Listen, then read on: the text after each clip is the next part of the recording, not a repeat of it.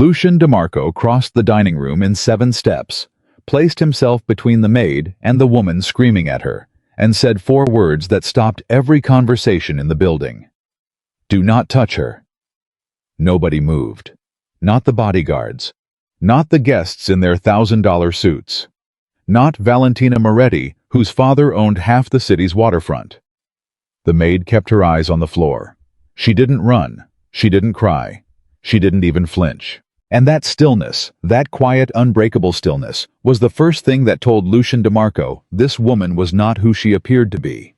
If this story already has you leaning forward, subscribe to our channel right now and follow every part until the end. And drop a comment telling us what city you're watching from. I want to see exactly how far this story has traveled. The crystal glass had barely finished rolling across the marble floor before Valentina Moretti's voice cut through the room like a blade pulled from cold water. "Pick it up." The maid didn't hesitate. She knelt immediately, her fingers moving carefully over the shattered pieces, her face turned downward, the way a person learns to turn their face when they've spent enough time being yelled at by people who enjoy the sound of their own authority. Her name, the name she used here in this house in this life, was Clara Bennett, 26 years old, 11 days into her employment at the Rossi family estate. She had arrived with 2 references that checked out and 1 small brown suitcase that held everything she currently owned, which wasn't much because people who are running from something rarely hold on to more than what fits in one hand. She had survived 11 days without incident. Tonight was going to be different. The celebration had started at 8 o'clock, and by 9:30, the dining hall was full of people who believed that money was a form of intelligence. Investment bankers, real estate developers, a city councilman who had recently won an election nobody could explain, 3 women wearing jewelry that cost more than most people earned in a year. And at the center of the room, like a constellation organizing itself around its brightest point, the Moretti family held court, and Valentina Moretti held the most space of all. Valentina was 31 years old and had never in her life been told that something she wanted was unavailable. She wore that history like a coat she'd been given at birth and never once considered taking off. She was not a cruel person in the way that takes deliberate effort. She was cruel the way weather is cruel automatically without personal investment, simply because that was the natural condition of her environment. "You should have been watching where you were going," Valentina said. Clara gathered the last shard of glass into her palm. "I apologize, Miss Moretti. It won't happen again. It already happened." Valentina turned to the woman beside her, an older socialite named Harriet Calloway, whose family had been attending parties like this since before Valentina was born. "Do you see what I mean, Harriet? You bring these people into your house, and this is what you get. Carelessness. And then they look at you like you're the one who did something wrong." Clara stood. She kept her hands at her sides. She kept her expression neutral. She had learned through long practice that showing emotion in front of people like Valentina only gave them more material to work with. "I wasn't looking at you any particular way," Clara said. Valentina's eyes sharpened. "What did you say?" "I said I wasn't looking at you in any way that was disrespectful, Miss Moretti. I was simply standing." The room shifted. Small conversations paused. People who had been pretending not to listen suddenly stopped pretending. Because maids didn't talk back. Not in houses like this. Not at parties like this. Everyone in that room understood the unspoken contract.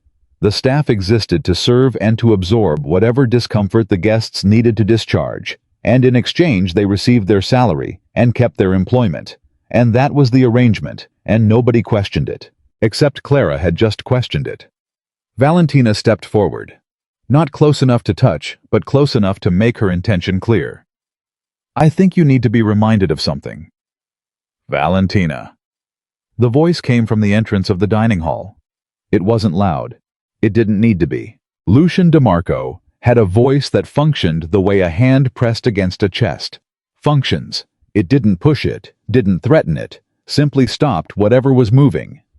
He had cultivated that voice over years of conversations in rooms where volume was considered a weakness. The man who raised his voice was the man who had already lost control. Lucian DeMarco had not raised his voice in public since he was 22 years old, and that occasion had involved a gun pointed at his younger brother's head, and even then, he had kept himself to something just above a conversational tone. Howe was 38, 6 feet 2. He wore his dark suit the way men wear armor, not for decoration, but because he'd learned early that the world responds to a person's presentation before it responds to anything else. His hair was dark at the temples and slightly gray at the edges. Not because of age exactly, but because of the particular kind of stress that comes with running an organization where a wrong decision costs more than money. He crossed the room. Everyone stepped back without being asked. That was the thing about Lucian DeMarco.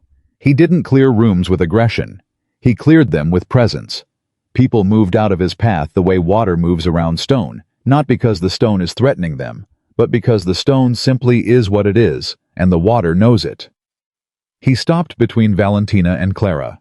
He looked at Valentina first. "A glass broke," he said. "Glasses break." Valentina laughed, and the laugh was slightly too high and slightly too fast, which told everyone in the room that she was not as comfortable as she wanted to appear. "Lucian, it's not about the glass." "Then what is it about?" "It's about her attitude. She spoke to me in a way that was completely unacceptable." Lucian turned slightly and looked at Clara. Clara met his eyes. That was the second thing. Every person on his staff, every associate, every man who worked under him, and every woman who moved in his circle, when Lucian DeMarco looked directly at them, they looked slightly away. Not because they were ashamed, but because sustained eye contact with Lucian DeMarco felt like standing too close to something that could hurt you, and most people's instincts served them correctly on that point. Clara did not look away. She held his gaze with something that was not defiance and was not submission, but was something he didn't have a word for. Immediately, a kind of steadiness. The way someone stands steady in wind. Not because they're fighting the wind, but because they've been in worse wind than this, and their feet know how to hold. He looked back at Valentina. "She apologized for the glass," he said. "That's sufficient. Lucian, my father and your organization have a relationship that... I know exactly what relationship your father and I have, Valentina." He said it very quietly. "And that relationship is between your father and me. It doesn't give you authority over the people in this house." The room was absolutely silent. Valentina's jaw moved slightly. She was processing the very unfamiliar experience of being stopped mid-sentence by someone who was not going to change direction. "This is humiliating," she said finally, her voice dropping to something almost private. "No," Lucian said. "A woman on her knees picking up glass in front of 50 people is humiliating. This is just a conversation." He turned away from Valentina completely, which to everyone watching was its own kind of statement, and he looked at Clara again. "Go take care of what you need to take care of," he said. Clara nodded once. "Thank you." She moved toward the kitchen. She didn't hurry. She didn't look back. And Lucian watched her go with an expression that nobody in the room had seen on his face before, because nobody in the room had seen Lucian DeMarco look at a person and seem in that moment genuinely uncertain about what he was looking at. The conversations resumed eventually. The evening continued. Wine was poured and glasses were refilled, and the sound of polite laughter moved through the hall like something floating on water. But the moment had happened, and in a house, like the Rossi estate, where information was currency and observation was survival. Everyone had noticed. By 10:30, 3 separate people had mentioned Clara Bennett's name to 3 separate people. By 11, the stories had multiplied. By the time the guests began leaving, and the staff moved through the rooms collecting glasses and folding napkins, there were 4 different versions of what had happened, and all 4 agreed on one thing. Lucian DeMarco had defended a maid, which made no sense, unless the maid was something more than a maid.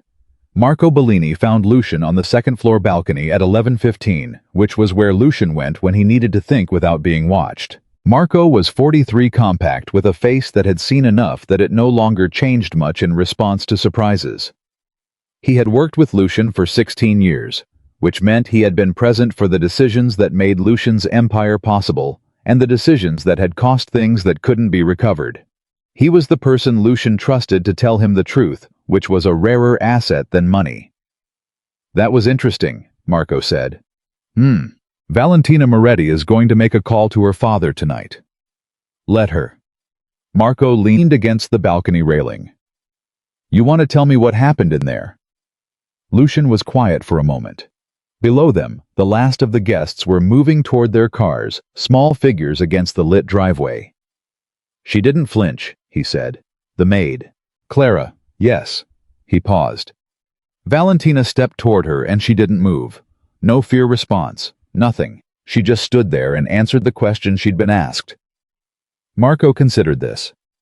Some people are just calm under pressure. Not like that. Lucian shook his head. I've been reading people for 20 years, Marco. Fear presents itself in 100 different ways, and I've seen all of them. She wasn't suppressing fear. There was no fear to suppress. He turned slightly. The only kind of person who isn't afraid of Valentina Moretti in a room full of Valentina Moretti's social circle is someone who has already been through something much worse than Valentina Moretti. Marco was quiet for a moment. Then he said, You want me to look into her? I want you to find out who she actually is. Clara Bennett. We ran a standard background before she was hired. Run a deeper one. Marco looked at him. You think she's a plant. Someone trying to get inside the house. Lucian thought about the way she had held his gaze. The steadiness in her feet. The way she had said thank you without any performance in it. No relief, no excessive gratitude, just a clean acknowledgement. I don't know what she is, he said. That's the problem. Everyone who enters this house, I know what they are within 20 minutes. I know what they want, and what they're afraid of, and what they'll do when the thing they're afraid of gets close enough. He paused. I don't know what she wants. Maybe she just wants to keep her job. No. Someone who just wants to keep their job doesn't answer back to Valentina Moretti in front of 50 people. Marco pushed off from the railing. I'll start tonight. Be thorough. I'm always thorough. Be more thorough than usual. Clara Bennett ate dinner alone in the small staff room at 11:40, a bowl of leftover pasta and a glass of water, and the particular silence that settles over large houses after guests have gone home, and the real work of the evening, the cleaning, the resetting, the quiet restoration of everything to its undisturbed state, has mostly been completed. The other members of the staff had found reasons to be somewhere else when she came in. That was new. In her 11 days here, they had been cautious, but not unfriendly. Now she could feel the distance that had opened up between her and everyone else in the building, and she understood exactly what had caused it. She had been noticed. Being noticed was the thing she worked hardest to prevent. She pressed her fork into the pasta and thought about the way Lucian DeMarco had looked at her. Not the protective look, not the look he'd turned on Valentina, but the look afterward, when he'd told her to go take care of what she needed to take care of. The look that had lasted about 2 seconds longer than it needed to. He's curious, she thought. That's worse than hostility. Hostile people are predictable. They push and you absorb, or you push back, and eventually they find a softer target, or they don't, and you deal with the consequences. But curious people are different. Curious people dig. Curious people pull at loose threads to see what unravels. And Clara Bennett had more loose threads than she could count. She finished her meal. She washed her bowl.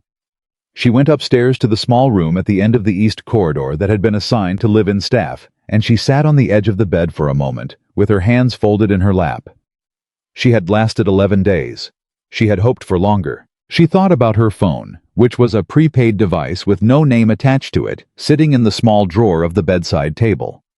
She thought about the number she could call the one person who knew where she was, who checked in every 2 weeks to make sure she was still using the same phone number, which was their signal that everything was still okay.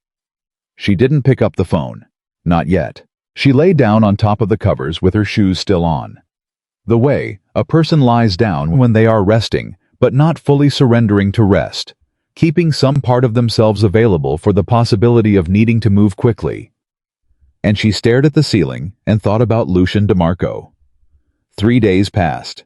Nothing obvious changed. Clara continued her work.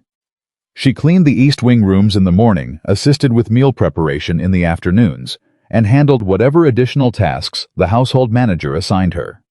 She was efficient. She was quiet. She did not give anyone a reason to look at her, but she felt the change. Small things. The way a conversation would pause when she entered a room and then restart slightly differently when she left. The way Mrs. Ferraro, the household manager, who had hired her, seemed to be watching her with an expression that had shifted from professional assessment to something more evaluative. The way the younger staff members, 3 girls in their early 20s, who had previously offered her coffee in the mornings, now found they had other things to do when she appeared in the kitchen. And then there was Lucian. He was not a man who appeared in the domestic spaces of the house often. His office was on the 3rd floor.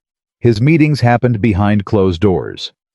He moved through the house with the purposefulness of a man who knows exactly where he's going and why. But twice in 3 days, Clara had looked up from her work and found him at the edge of a room she was cleaning, not quite watching her.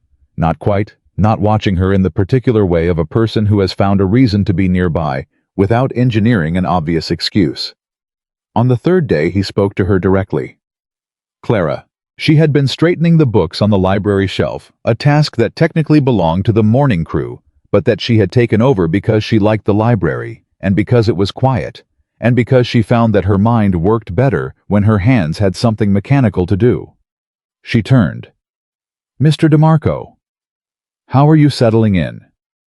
It was a normal question. An employer asking a new employee a perfectly reasonable question about their adjustment to a new position. Except he was Lucian DeMarco, and nothing he did was casual, and the particular quality of his attention in that moment told her this was not small talk. Well, thank you, she said. It's a well-organized household. You're comfortable, no complaints about the accommodations. The room is more than adequate. He was quiet for a moment. He looked at the shelf she'd been reorganizing. You alphabetized them, he said. She had. She hadn't even fully decided to. It had just happened, her hands moving automatically into the arrangement that made logical sense. I can put them back the way they were, she said immediately. No. A very small pause. I've been meaning to do that for 3 years. He looked at her directly then. The night of the celebration. I didn't ask you if you were all right. I was fine. She's done things like that before, Valentina. People generally don't respond the way you did. I answered her honestly, Clara said. I wasn't trying to start something. I know. He tilted his head slightly. That's actually what I wanted to ask you about. Most people, when someone with that much power in a room turns their attention toward them, they shrink, apologize, get very small, very fast. He paused. You didn't. Clara looked at him steadily. I'd already apologized for the glass. That was the mistake I made. I didn't make any other mistakes. Something moved in his eyes. Something that might have been amusement, but was too restrained to be certain. No, he said. You didn't. He left the library without another word. Clara turned back to the shelf. Her hands had gone completely still, which happened sometimes when her mind was working at a particular velocity. He wasn't asking those questions out of politeness. He was building a picture, and she had 11 years of practice, making sure no picture of her could ever be completed. The call came for Marco's investigation results on the evening of the 4th day. Lucian was in his office when Marco knocked twice and came in with a folder that was thinner than either of them wanted it to be. Clara Bennett, Marco said, sitting down across from the desk. 26, Chicago originally. She has 2 years of work history in domestic service, 1 family in Connecticut, 1 in New Jersey. References check out. Previous employers confirm employment. But Marco opened the folder. But the Clara Bennett who exists before 4 years ago is very thin. Social Security number that was issued when she was 22, which is unusual. Address history that leads back to a post office box in Milwaukee that no longer exists. Prior to the Chicago address, basically nothing. Lucian leaned back in his chair. Someone built her. Someone built her carefully. Professional work. Not the kind of construction you see when someone is hiding from an ex-partner or ducking debt. This is the kind of construction. Marco paused, choosing his words. That you see when someone needed to disappear completely, and had access to someone who knew how to make that happen. Lucian was quiet. "Before Clara Bennett," he said. "You find anything?" Marco looked at him for a moment. "I found one thing. It took a level of searching that I'm not going to describe in detail because some of the methods are not methods I put on paper." "Tell me." 5 years ago, a civil case that was filed and then withdrawn almost immediately in federal court. The case was filed by a woman named Elena Voss. Marco watched Lucian's face. The case alleged that a group of connected individuals had engaged in organized financial fraud targeting pension funds, specifically the retirement accounts of middle-income workers in 3 states. The case was withdrawn 6 weeks after it was filed. Why was it withdrawn? Official reason: insufficient evidence. Unofficial reason: Elena Voss disappeared 3 days before the case was withdrawn. Marco closed the folder. Her father, a private legal investigator named David Voss, had been building that case for 2.5 years. He disappeared 8 months before the case was even filed. The room was very quiet. "She's not hiding because she did something wrong," Lucian said. "No, she's hiding because the people who destroyed that case are still out there." The case pointed at some names that... Marco stopped. He opened the folder again to a single page, pushed it across the desk. Lucian looked at it. He recognized 3 of the names immediately. One of them was a man he had done business with. One of them was a man who attended parties in this very house. And the third name, Lucian pressed his fingers against the paper.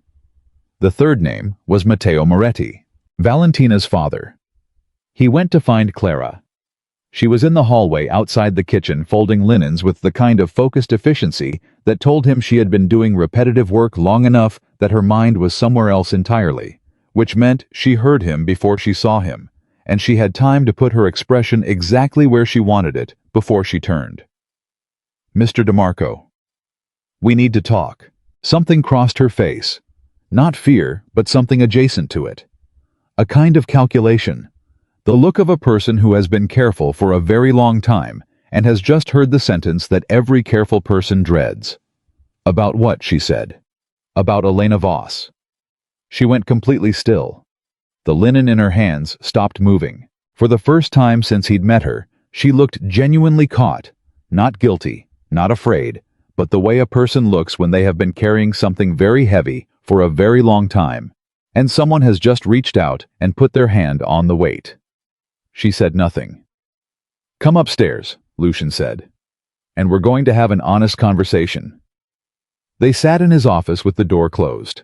Clara sat across from his desk with her hands folded in her lap, and she looked at him, and she said nothing. Waiting.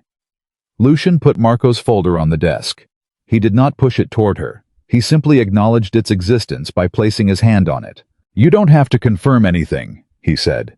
"I'm not recording this conversation. I'm not going to use what you tell me against you. But I need to understand who is in my house and what they're involved in. Because if there's something moving toward this building, I need to know about it." He paused.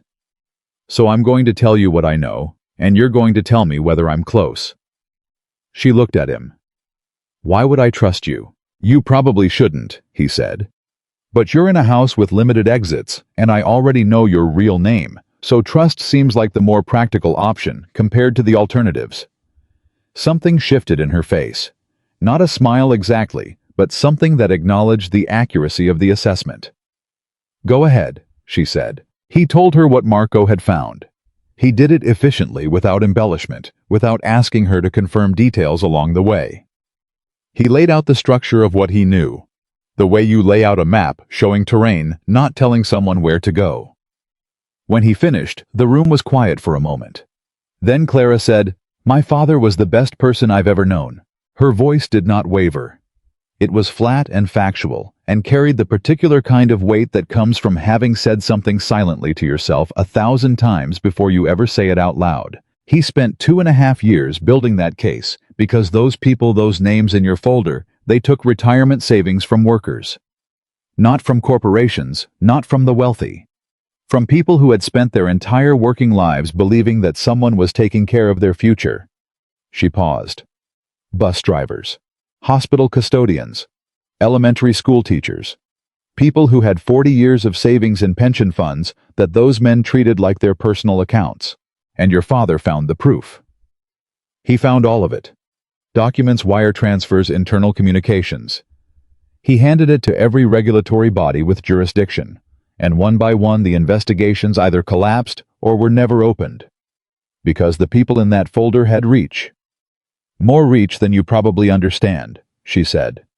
She looked at him directly. Including in this city. Including in the social circles that attend parties in this house. Lucian held her gaze. Matteo Moretti. She didn't flinch at the name. Among others. What happened to your father? He disappeared. Her voice was still level. His car was found abandoned on a highway outside of Cincinnati 18 months before I filed the case. No body, no evidence of anything. He was simply gone. She breathed slowly.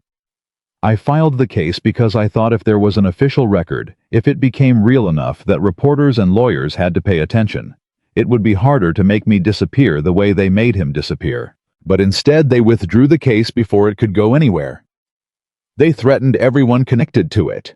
The attorneys, the witnesses, my 2 contacts at the regulatory office who had been helping us. She was quiet for a moment. One of them had a house fire. Nobody was hurt, but the message was clear. So you disappeared. I had help. Someone who owed my father a significant debt, a man with the resources to build a clean identity. He gave me Clara Bennett and told me to become her completely. She looked down at her folded hands. I've been Clara Bennett for 4 years. Until you came to this house. She looked up. I didn't come here randomly, Mr. DeMarco. The room shifted. Lucian sat very still. What does that mean? He said. Clara held his gaze. There is a document, she said. A specific financial document that my father believed would be definitive, not just evidence of fraud, but evidence of the agreement between the people involved. The original agreement with original signatures. Not digital. Physical. She paused. My father believed that document was moved several times for safekeeping, and that at some point in the past 3 years, it ended up in the possession of someone connected to the Rossi estate. Lucian said nothing. I'm not here to cause trouble for you, Clara said. I'm not here to expose your business or your organization. I'm here because there is one document in this building that if it surfaces through the right channels would force the government to reopen a case that those men paid a great deal of money to make disappear. She paused. And I've been here for 11 days trying to figure out where it is, without anyone noticing. Lucian looked at her for a long time. Then he said, until the glass. Until the glass. Another silence, longer this time. The document, he said slowly. If I know where it is. I'm not asking you to do anything, she said quickly. I'm not asking you to risk your organization or your relationships. I know what those relationships cost to maintain. I know what it means to have Matteo Moretti as a... Stop. He held up one hand. Give me a moment. Clara stopped. Lucian stood. He walked to the window. He stood with his back to her for almost a full minute, and she sat very still and let him think, because she was a person who understood what it meant to need time to arrange what you knew into something you could act on. When he turned back, his face had settled into something she hadn't seen before. Not the controlled authority of a man running a meeting. Not the guarded assessment of a man evaluating a threat. Something older than both of those things. My father, he said, was not a good man. I've spent 20 years building an empire on the foundation of decisions he made that I was not always proud of. He paused. But there is one line I have never crossed. In everything I've done, one line. She waited. I've never taken from people who couldn't protect themselves, he said. Workers, regular people, the kind of people who have nothing to leverage. His jaw set. The names in that folder. What they did with those pension funds. He stopped. Clara said nothing. The document, he said. I know where it is.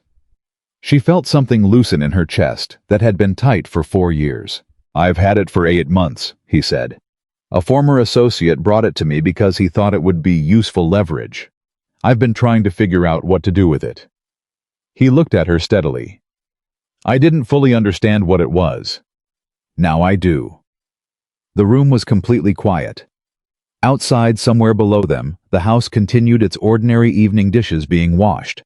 Footsteps moving through corridors, the small sounds of ordinary life inside a large building. Clara looked at the man across from her. She had come into this house expecting to find a document. She had not expected to find someone who might actually understand why it mattered. "What happens now?" she said. Lucian sat down. He opened the folder on his desk. He picked up a pen. And he said, "Now we figure out how to do this without getting either of us killed." The pen in Lucian's hand moved across a yellow legal pad, and Clara watched him write 3 names, stop cross one out, and write something beside the other 2 that she couldn't read from where she sat.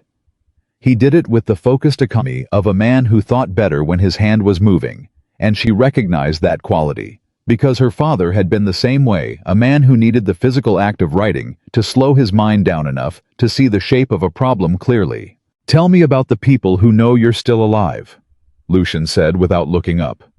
"One person." "One." "A man named Garrett Webb.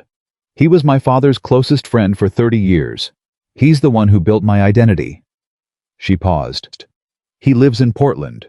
We speak once every 2 weeks. Brief calls, nothing identifying." "Does he know you came to this house specifically?" "He knows I was pursuing a lead on the document. He doesn't know this address." She watched him write. "He thinks I'm in New Jersey." Lucian looked up. "Why did you lie to the one person protecting you?" The question landed without judgment, which somehow made it harder to deflect. "Because if he knew exactly where I was, he would have tried to stop me," she said. "And I've been waiting 4 years to be this close to something that could actually change what happened to my father's case." Lucian set the pen down. He looked at her across the desk with the expression of a man recategorizing something he had previously misunderstood. "You came into this house alone," he said. "No backup, no one who knew your exact location, with the intention of finding a document that the people who destroyed your father are still actively protecting." He paused. "Do you understand how many things could have gone wrong before tonight?" "Several thousand," Clara said. "I counted." Something passed through his eyes. Not admiration exactly, but something adjacent to it that he appeared to be suppressing out of professional habit. "The document is in a fireproof safe in the East Annex," he said. "The former associate who brought it to me, a man named Cavallo, he doesn't know I still have it. He believes I reviewed it and disposed of it 8 months ago, because he thought I had no use for leverage against men who aren't in my operational territory. But you kept it." "I kept it because something about it bothered me. The nature of what it documented." He picked up the pen again. "I've been in this business a long time. There are things I've seen that I've had to make peace with. But pension funds." He said it with a flatness that carried more weight than anger would have. People who spent 40 years counting on that money. Clara looked at him carefully. "You kept it because you couldn't bring yourself to destroy it," she said. He didn't answer that directly. Instead, he said, "Cavallo works with Moretti. Not officially, Cavallo maintains the appearance of independence, but they've been connected for at least 6 years. So when Cavallo brought you the document, he was either testing me or cleaning up after himself. I was never sure which." Lucian's jaw set. "Now I think I understand the full picture." He stood. He moved to the window again, not because there was anything to see, but because he was the kind of man who needed to physically move through a problem.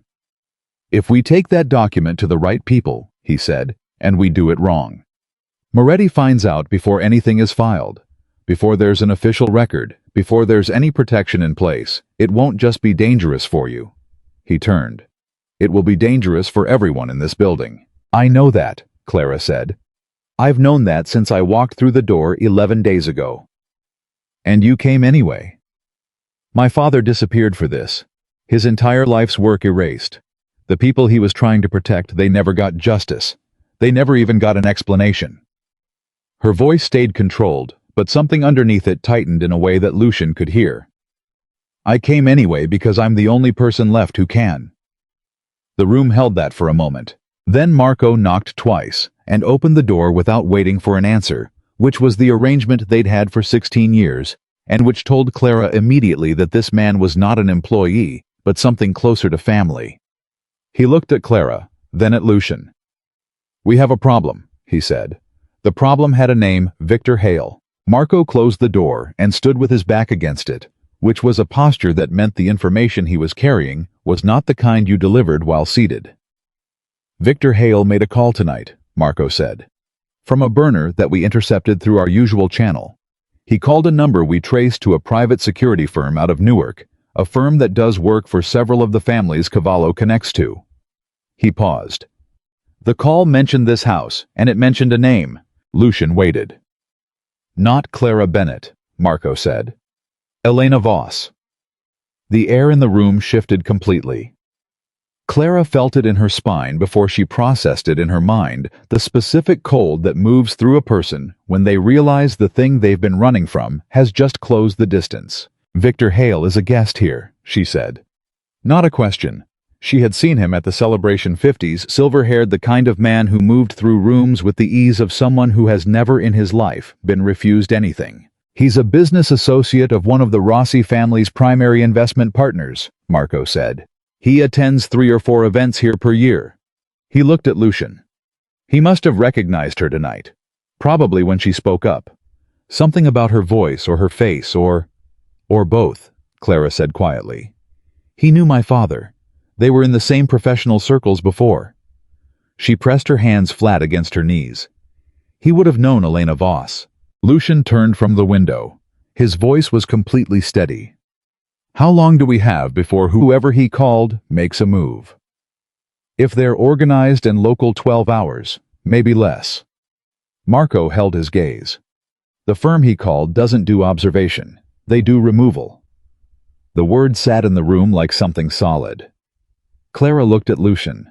Lucian looked at Marco. "Get the car ready," Lucian said. "Where are we going?" "We're not going anywhere yet. The car is for her if we need it." He paused. "First, I need 20 minutes." Marco left without asking what the 20 minutes were for, because 16 years of trust meant knowing when not to ask. Lucian looked at Clara. "You're going to stay in this room. Don't open the door for anyone except Marco or me. Do you understand?" "Yes. I'm going to make 2 phone calls. The first call is going to be unpleasant. The second call is going to be more unpleasant." He moved toward the door. "When I come back, we're going to talk about how to move the document without Cavallo knowing until it's already too late for him to do anything about it." He was almost at the door when Clara said, "Lucian." He stopped. The use of his first name seemed to register in the way a different weight registers when you shift it from one hand to the other. She said, "Why are you doing this?" He was quiet for a moment. "Because those pension funds," he said, "belong to people like the ones who raised me." He didn't turn around. "My mother worked 31 years in a textile factory on the East Side.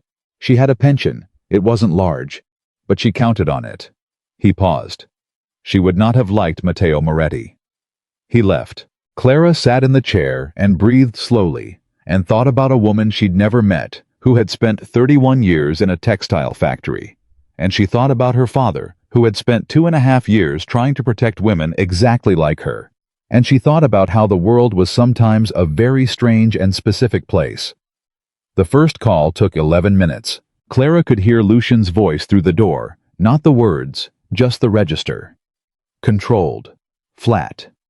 The pauses were longer than the sentences, which meant whoever was on the other end was talking more than he was, and the fact that he was letting them talk meant he was gathering information rather than delivering it.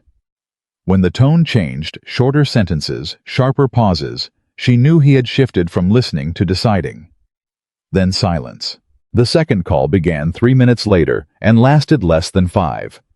When Lucian came back into the office, he moved directly to his desk and opened the bottom drawer and retrieved a small phone that was not the phone he'd been using. "Victor Hale left the estate 20 minutes ago," he said. "He told the main gate he had an early flight." He looked at her. "He does not have an early flight. He's making contact in person. That's my read." He set the backup phone on the desk. "I called a contact at the firm Hale used. Not someone who works for them, someone who works adjacent to them and owes me a significant favor." He sat down. The contract that Hale initiated is for observation only at this stage. They haven't been cleared for anything beyond locating and confirming. Which means there's still time. There's still time. He interlaced his fingers on the desk. But observation becomes action very quickly once someone like Moretti gets a personal briefing. He looked at her. We need to move the document tonight. Tonight. The longer it stays here, the more it implicates this house in something I am not prepared to have it implicated in. He held her gaze. Not because I'm protecting myself. Because if this building gets associated with that document before it's in official hands, Moretti will have grounds to make this about my organization instead of his crimes. The story becomes about Lucian DeMarco using stolen financial records to target a business rival. He shook his head. That story buries the real story. Clara understood immediately. So we need a channel that has nothing to do with you. A channel that has nothing to do with anyone in this room. He slid the backup phone across the desk. The contact who built your identity, Garrett Webb. Webb. He's a private legal investigator who spent 30 years in this work and who helped the daughter of his closest friend disappear when the system failed her. He will have contacts people who are currently untouchable by Moretti's reach. He looked at her steadily. But more importantly, he has a relationship with what happened to your father. He has standing. If he's the one who delivers the document to the right federal hands, it's not a mafia asset exposing a rival. It's a private citizen who witnessed the original injustice bringing evidence forward. Clara looked at the phone. Webb is going to be angry, she said. I lied to him about where I was. I know. He's going to want me out of this building immediately. He would be correct to want that. He watched her. Are you going to call him? She looked at the phone for one more moment, then she picked it up. She dialed from memory, a number she had never written down anywhere, because some things you keep only in your mind, because that is the last place anyone can search without your permission. It rang twice. Webb picked up. Who is this? Not hostile, careful. A man who doesn't answer unknown numbers with hello. It's me, Clara said. A beat of silence. Where are you? His voice had changed completely. Older. Heavier. The voice of a man who has been worried about a specific thing for 4 years and is now holding the phone a little too tightly. New York, she said. I'm at the DeMarco estate, in the Rossi family building. 3 seconds of absolute silence, which was 3 seconds longer than Webb usually took to respond to anything. Elena. He used her real name. In 4 years, he was one of 2 people who still called her that, and hearing it felt like a hand pressed briefly against an old wound. Tell me you did not go into that house looking for Cavallo's document. I found it, she said. Garrett, I found it. It's here. Another silence. Shorter this time. Tell me everything, he said. She talked for 18 minutes. Lucian stayed in the room, but moved to the far side of it, giving her enough distance that the conversation felt private, while remaining close enough that he could hear the shape of it, if not the words. She told Webb about the 11 days, about the night of the celebration, about Lucian finding her afterward, about what Marco had uncovered and what she had confirmed, about Victor Hale's call. When she finished, Webb said, "The man who built your identity is sitting across from you right now." She looked at Lucian. The man who found the document is yes. And he wants to help. He's choosing to. Webb exhaled. It was the long exhale of a man rearranging a large number of things in his head very quickly. Elena, the federal contact. I've maintained the one your father and I both trusted. She retired 8 months ago. Her replacement is someone I don't know. He paused. But there is a journalist. Garrett. Listen to me. A journalist who has been investigating pension fraud independently for 3 years. Someone who knows the names in Cavallo's document already because she's been building the same case from the outside. If that document lands on her desk with a clean chain of custody, it becomes a public record before Moretti can bury it. Exactly. Webb's voice had found its footing. Now, this was the man who had spent 30 years navigating exactly this kind of problem, and Clara could hear him shifting into the mode that her father used to call his operational voice. If I fly tonight, I can be in New York by 6 a.m. But the document needs to leave that building before I arrive. Clara looked at Lucian. He needs the document moved before morning, she said. Lucian nodded once. He moved back to the desk. He wrote an address on the legal pad, tore it off, and handed it to her. She read it into the phone. That's a clean location, Lucian said quietly. A business I own through 3 layers of corporate structure. Nothing connected to this estate. Did you hear that? Clara asked Webb. I heard it. A pause. Tell the man sitting across from you something, Elena. What? Tell him your father would have liked him. Her throat tightened. I'll tell him, she said. She ended the call. She looked at Lucian. He says my father would have liked you. Lucian looked at her for a moment. I'll try to deserve that, he said. The document retrieval happened at 1:14 in the morning. Marco moved through the East Annex while Lucian ran a secondary communication with the 2 members of his security team stationed at the estate's outer perimeter. The instruction was simple and non-specific. No vehicles leave through the East Gate after midnight without personal clearance from Lucian directly. Clara waited in the office. She was good at waiting. 4 years of practice. She sat with her hands in her lap, and she went through the plan piece by piece in her mind. Not the plan she had arrived with the solo plan. The thin and optimistic plan that had required 11 days of careful invisibility and a significant amount of luck. But this new plan, the one that had materialized in the past 2 hours from a broken glass and an unexpected act of protection, and a man who kept a document he couldn't bring himself to destroy. She thought about her father. She thought about the way he used to say, Elena, the truth has mass. It doesn't disappear. It just waits for someone brave enough to carry it into the light. He had been wrong about a lot of things. He had been wrong about how much protection the legal system would provide. He had been wrong about how quickly good people would abandon a case when powerful people leaned on them.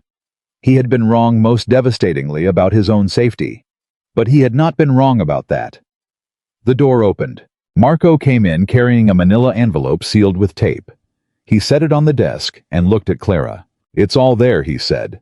Financial transfers, internal communications, and an original agreement signed by 7 people. He paused. One of the signatures is Matteo Moretti's. Another is Cavallo's. 3 of the others are names that will be recognizable to anyone who follows corporate finance news. He looked at Lucian, who had come in behind him. This is not a small case. This is going to be very, very loud. Good, Clara said. Marco looked at her with an expression that had shifted from professional evaluation to something closer to respect. You walked into this house by yourself to find this. My father walked into a lot of things by himself, she said. I had his example to follow. Marco picked up the envelope. I'll take it to the location now. Your contact can retrieve it in the morning. Use the Verano car, Lucian said. Clean plates. Marco left. The office settled into quiet. Lucian poured 2 glasses of water from the pitcher on his desk, a mundane and ordinary act that somehow landed with more weight than almost anything else that had happened in the past 2 hours, because it was the act of a man returning briefly to normalcy after something that was anything but normal. He handed her a glass. She took it. Victor Hale is going to report to Moretti tomorrow morning, Lucian said. When Moretti learns you've been identified, he'll move immediately. Yes. Lucian sat. Which means by tomorrow afternoon, this situation will be public in ways that neither of us can fully control. Clara looked at him. Are you worried? I'm always worried, he said. I've built a career on controlled variables. This situation currently has very few controlled variables. You could step back, she said. Right now, the document is at the clean location. Webb is on his way. You've done more than anyone could have asked you to do. She held his gaze. If you step back now, your name never has to be connected to any of this. He looked at her for a long moment. You've been alone in this for 4 years, he said. Specifically because everyone else stepped back.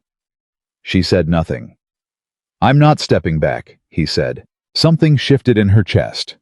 Not romance, not gratitude exactly, but something older and more fundamental than either. The specific feeling of no longer being entirely alone in a very large and dangerous place.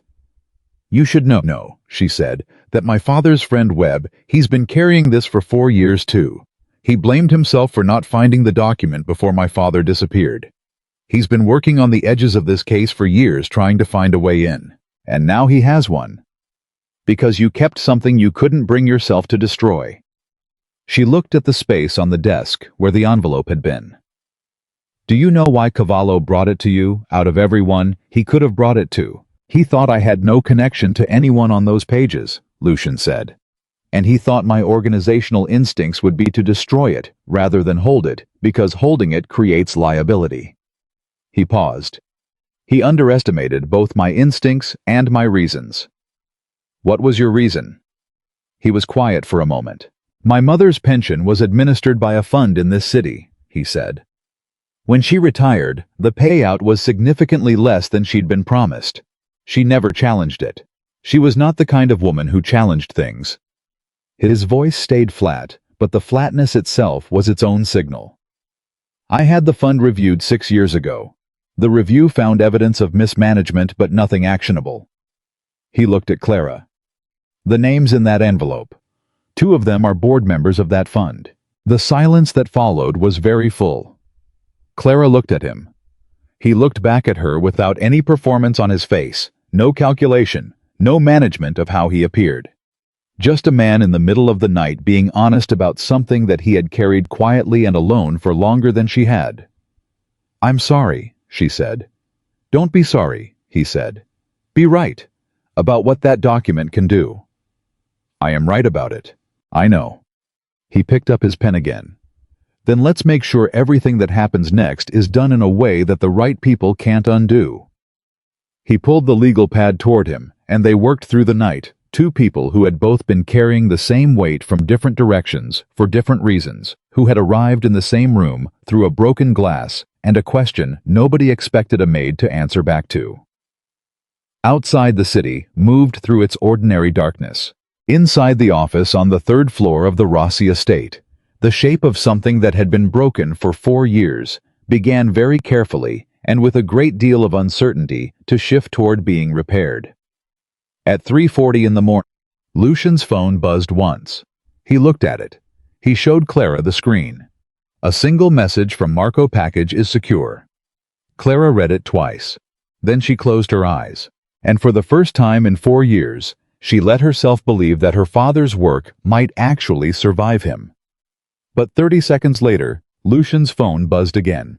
He looked at the new message, and this time his expression changed in a way that made Clara open her eyes and sit forward. "What is it?" He set the phone on the desk and turned it so she could read the screen. The message was from a private number. 6 words. "We know she never left alone." Clara read it. Then she looked at Lucian. "Someone inside this house," she said. "Someone inside this house," he confirmed. And the weight she had almost allowed herself to set down, the weight of 4 years of running and hiding and calculating and hoping, settled back across her shoulders with the full force of everything it had always cost her. Because this was not over. It had never been close to over. It was only just beginning. 6 words on a screen. "We know she never left alone." Lucian read them again and said nothing, because there was nothing useful to say in the first 10 seconds after information like that lands.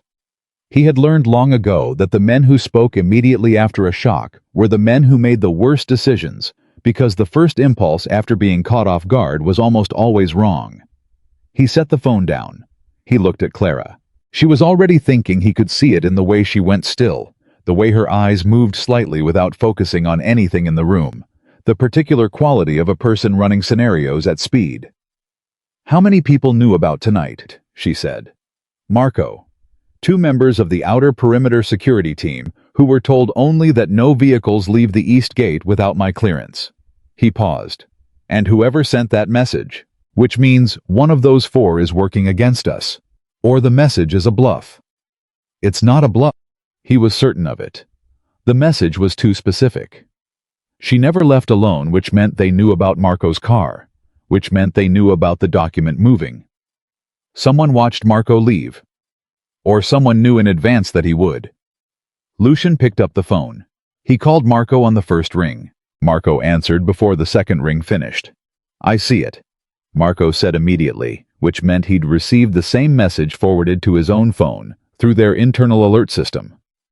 "I'm 4 blocks from the location. The document is still with me. Keep moving. Do not go to the location." "Where do I go?" Lucian thought for exactly 3 seconds. "The Caldwell building. Service entrance. Wait for my call." He ended it. Clara was already on her feet. "They're tracking Marco's car." "Possibly. Or they're tracking you." He moved to the desk and unlocked the bottom right drawer with a key from his coat pocket. He removed a small device, a signal scanner, the kind that cost more than most people's monthly rent and was worth every dollar. He handed it to her. "Run that along your uniform, pocket seams collar." She took it without hesitation and moved it over herself with practiced efficiency, which told him she had done this before. The scanner was silent at the collar, the pockets the sleeves, and then it beeped once quietly at the lower hem of her apron. They both looked at it. Clara reached down and found the small magnetized disc stitched inside the hem lining of the apron she'd been given on her first day of employment. She held it up. "Mrs. Ferraro issued my uniform," she said. "Mrs. Ferraro has worked in this house for 11 years, Lucian said.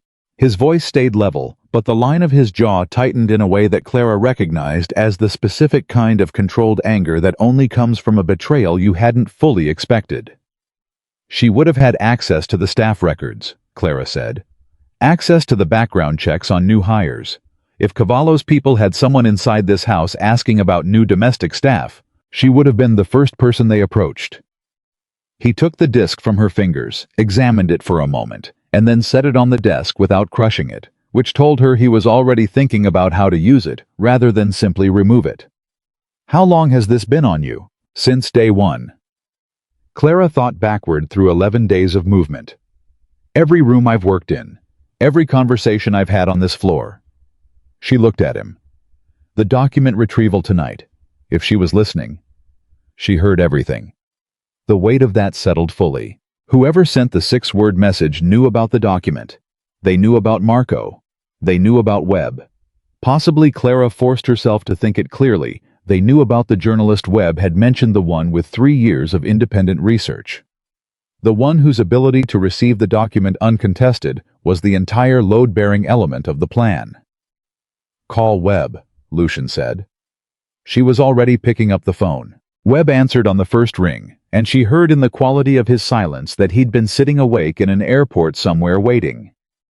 "Change of situation," she said. "The plan has been compromised. We think from inside the house." A single breath. Then, how much did they hear? Possibly everything from tonight. The journalist's name. "You used her name on the call," Clara said carefully. Another silence. Longer this time. She could hear Webb processing it, the specific sound of a careful man recalculating. "Then the journalist is already a target," he said. "Can you reach her?" "I can reach her in 20 minutes. His voice had found the operational register again, hard and fast. "But if they move on her before I do, how quickly can she publish something, anything? A single article, a public post, something that gets the story into the record, even without the full document?" Webb was quiet for 4 seconds. "She's been building this for 3 years. She has enough to write something without the document. It won't be complete, but it will be public." He paused. "Once it's public, the document becomes confirmation rather than a first strike. They can't bury confirmation the same way." "Then tell her to publish tonight," Clara said. "Elena. Tonight, Garrett, before morning." She heard him breathe.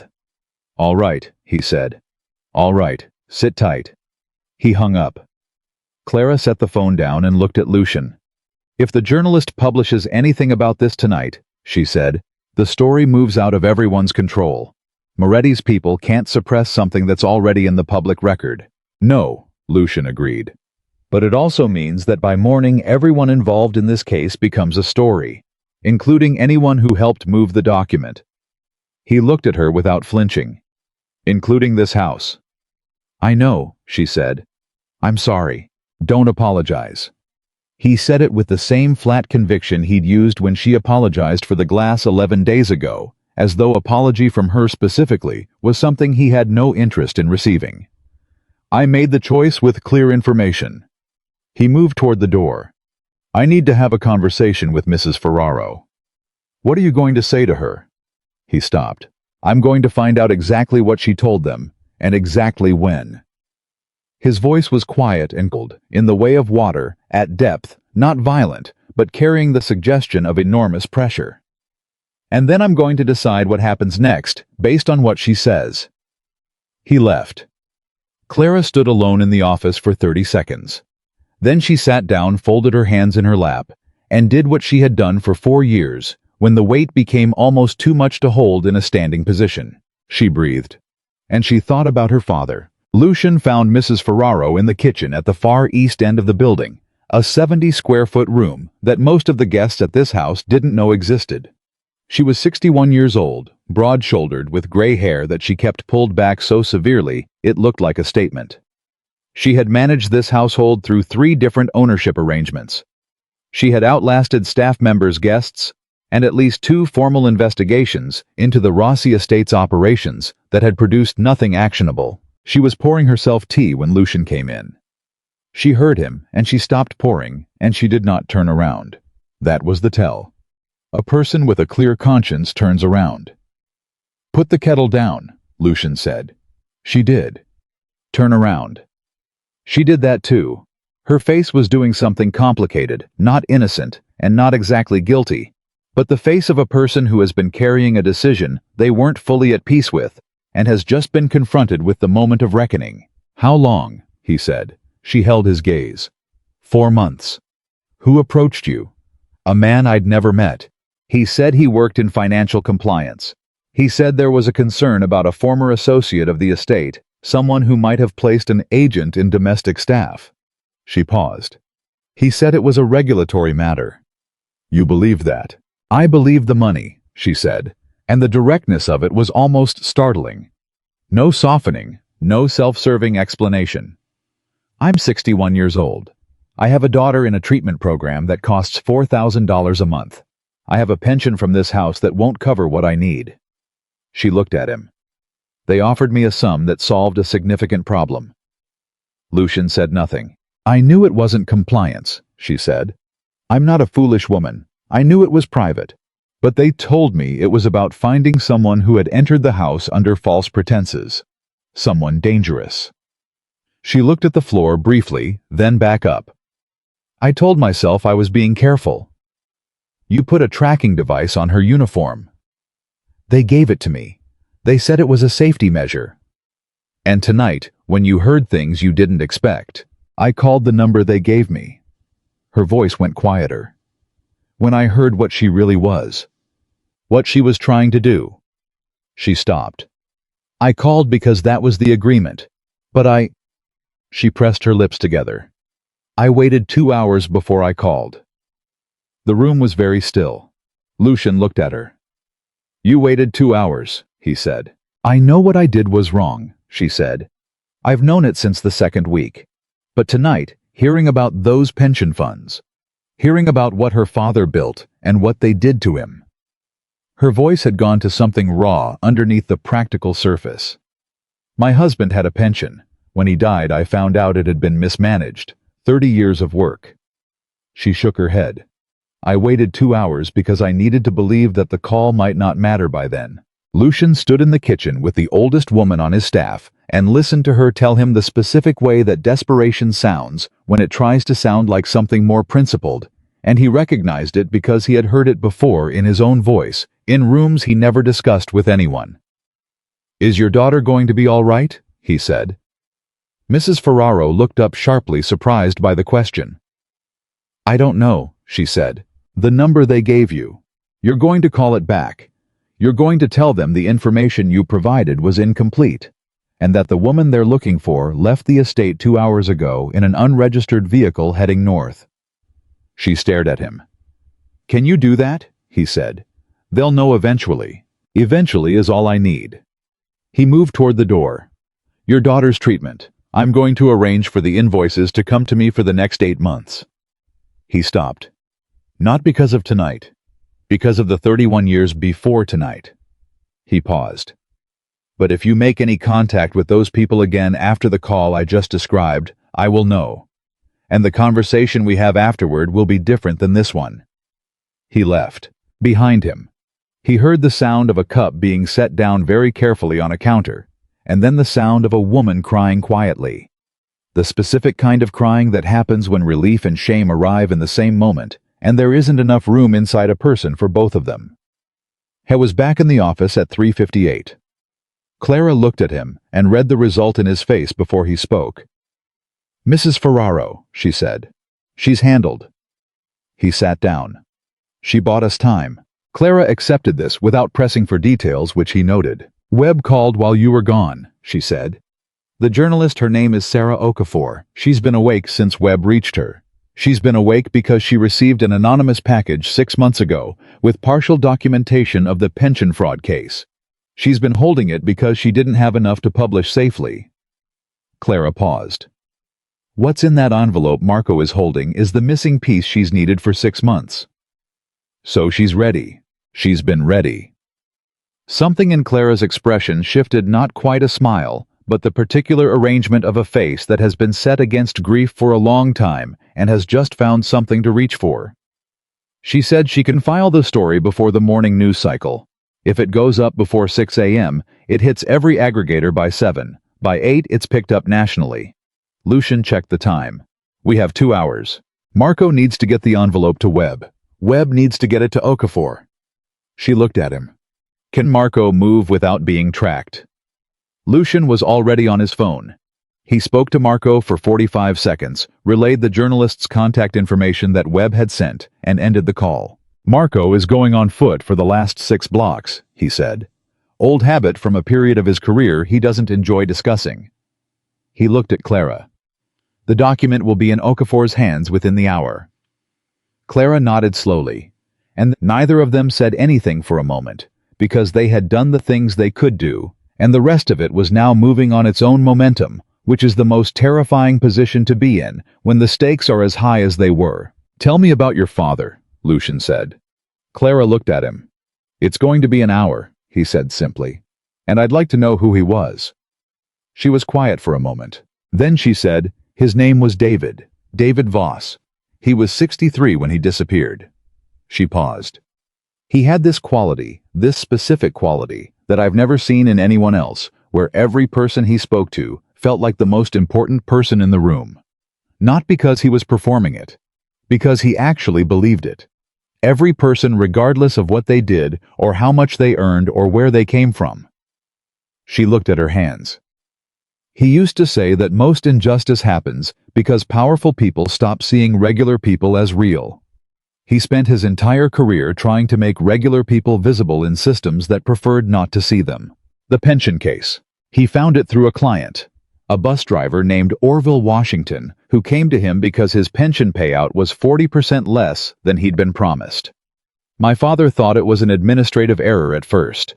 Then he found a second case, then a third." She breathed slowly.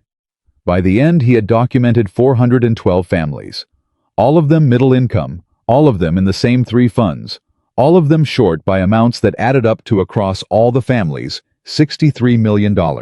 Lucian said nothing. $63 million that went into the private accounts of 7 men, Clara said. 7 men who never lost a night of sleep over it, who went to parties like the one in this house and drank expensive wine and talked about their charitable giving. Her voice stayed even, completely deliberately even. "My father lost sleep over every single one of those 412 families. He had their names written in a notebook that he kept on his desk. He knew their situations. He knew which ones had adult children helping them cover the gap, and which ones were deciding between medication and food." "Do you still have the notebook?" Lucian asked. Clara looked at him with an expression that was very difficult to read for a moment. "It was in his office when he disappeared," she said. "I was never able to retrieve it." Lucian looked at the desk. "If Okafor publishes tonight," he said, "and if the federal investigation reopens, which it will, because a story, this documented, will force it, they will go through every piece of evidence your father collected, including whatever he had in that office. Clara's breath shifted. You think the notebook, evidence in a case like this gets preserved. If your father filed a formal complaint anywhere, a regulatory body, a court, everything he submitted would have been officially received and logged. Even if the case was buried, the material wouldn't just disappear. Cavallo's people would have ensured. They buried the investigation. They couldn't legally destroy official submissions without creating their own liability. He looked at her steadily. When this reopens, Elena, your father's work comes back with it. All of it. She stared at him. 4 years. 4 years of believing that everything her father built had been erased. That his $63 million case and his 412 families and his notebook and his 2.5 years of work had been swallowed by the system and digested into nothing. You think it's still there, she said. I think your father was meticulous enough to file in every possible channel, Lucian said. Which means copies exist in federal archives that Moretti's reach doesn't extend to. And when this story breaks this morning, he paused, those archives become relevant again. Clara pressed her hands flat on her knees. She was not going to cry. She had trained herself out of crying in front of people 4 years ago because crying made you visible and visible was what she could not afford to be. But something was moving through her chest with significant force, and she sat very straight and breathed very deliberately and held it. He would have covered himself, she said. Of course he would have. He was the most careful man I've ever known. Like his daughter. She looked up. I'm not as careful as he was, she said. I walked into this house alone. Careful and brave are different things, Lucian said. He taught you both. He just didn't live to see you use them. The room was very quiet for a moment. Then Lucian's phone rang.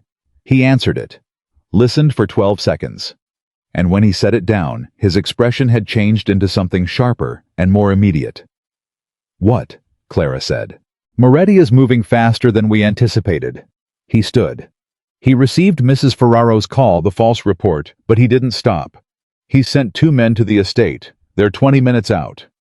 They're coming here to this house. Moretti is not a careful man when he feels cornered. He's a reactive man. Lucian moved to the door. Cavallo must have told him more than I realized about the document, about how close we are. He's not waiting for confirmation. He looked at her. We need to move you. Where? Not out of the building. Out of the building is predictable. It's what they'll be positioned to intercept. He thought for exactly 2 seconds. 3 floors up, the East Tower room. It's not on any floor plan that was ever disclosed to outside parties, and the only access is through a door that looks like part of the wall paneling. You're hiding me. I'm repositioning you while I deal with 2 men who are going to arrive at my gate and very quickly discover that they have no legal standing to be here and no practical leverage to use against a man who has 3 times their organizational backing. He met her eyes. 20 minutes, Clara. Okafor needs 45 minutes to file. We have what we need. We just need to hold the position. And if Moretti sends more than 2 men, he won't, not to this house. Moretti is many things, but he's not suicidal. Something. Lucian's expression. Cold. Certain, the specific confidence of a man who knows the exact dimensions of the field he's standing in. He knows what a move against this building would cost him.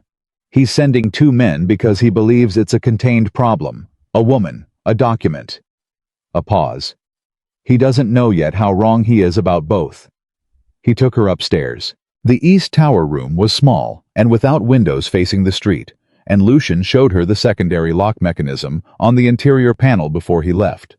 She sat in the single chair with her hands folded and the backup phone in her lap. 11 minutes passed, then 12. Then the phone buzzed.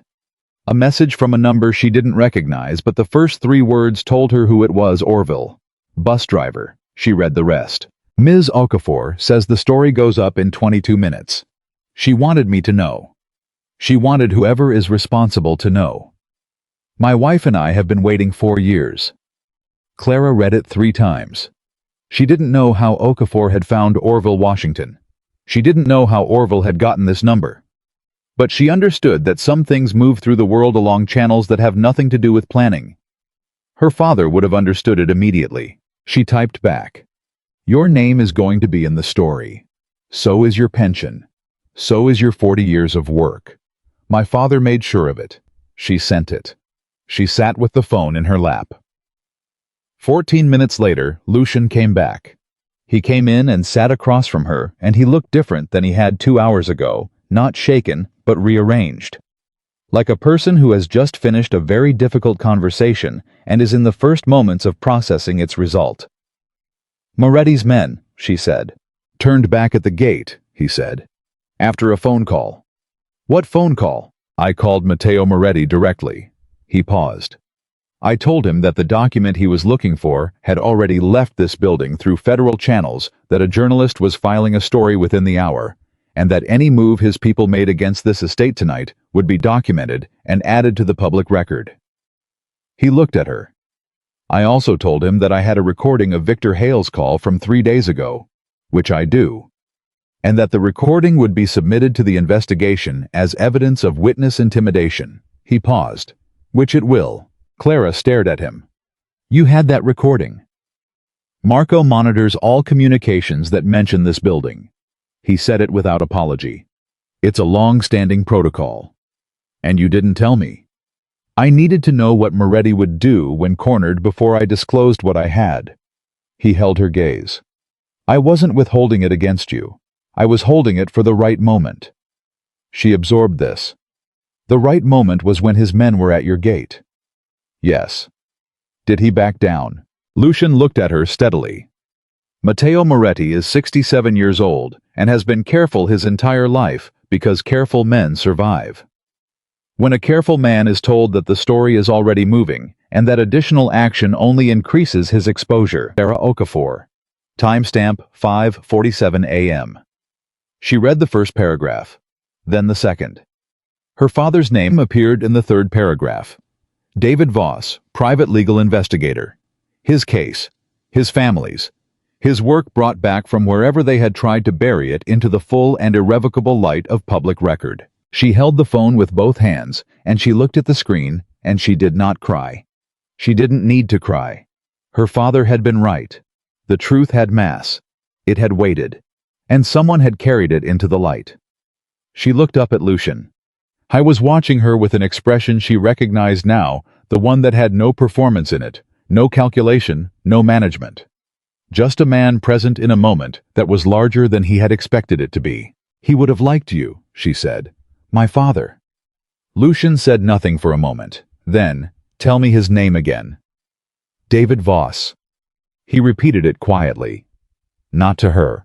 Just saying it into the room the way you say the name of someone who deserves to be spoken aloud. And in the East Tower room of the Rossi estate, as the city outside began to turn from dark to gray, and the morning news cycle prepared to absorb a story that had been waiting 4 years to be told.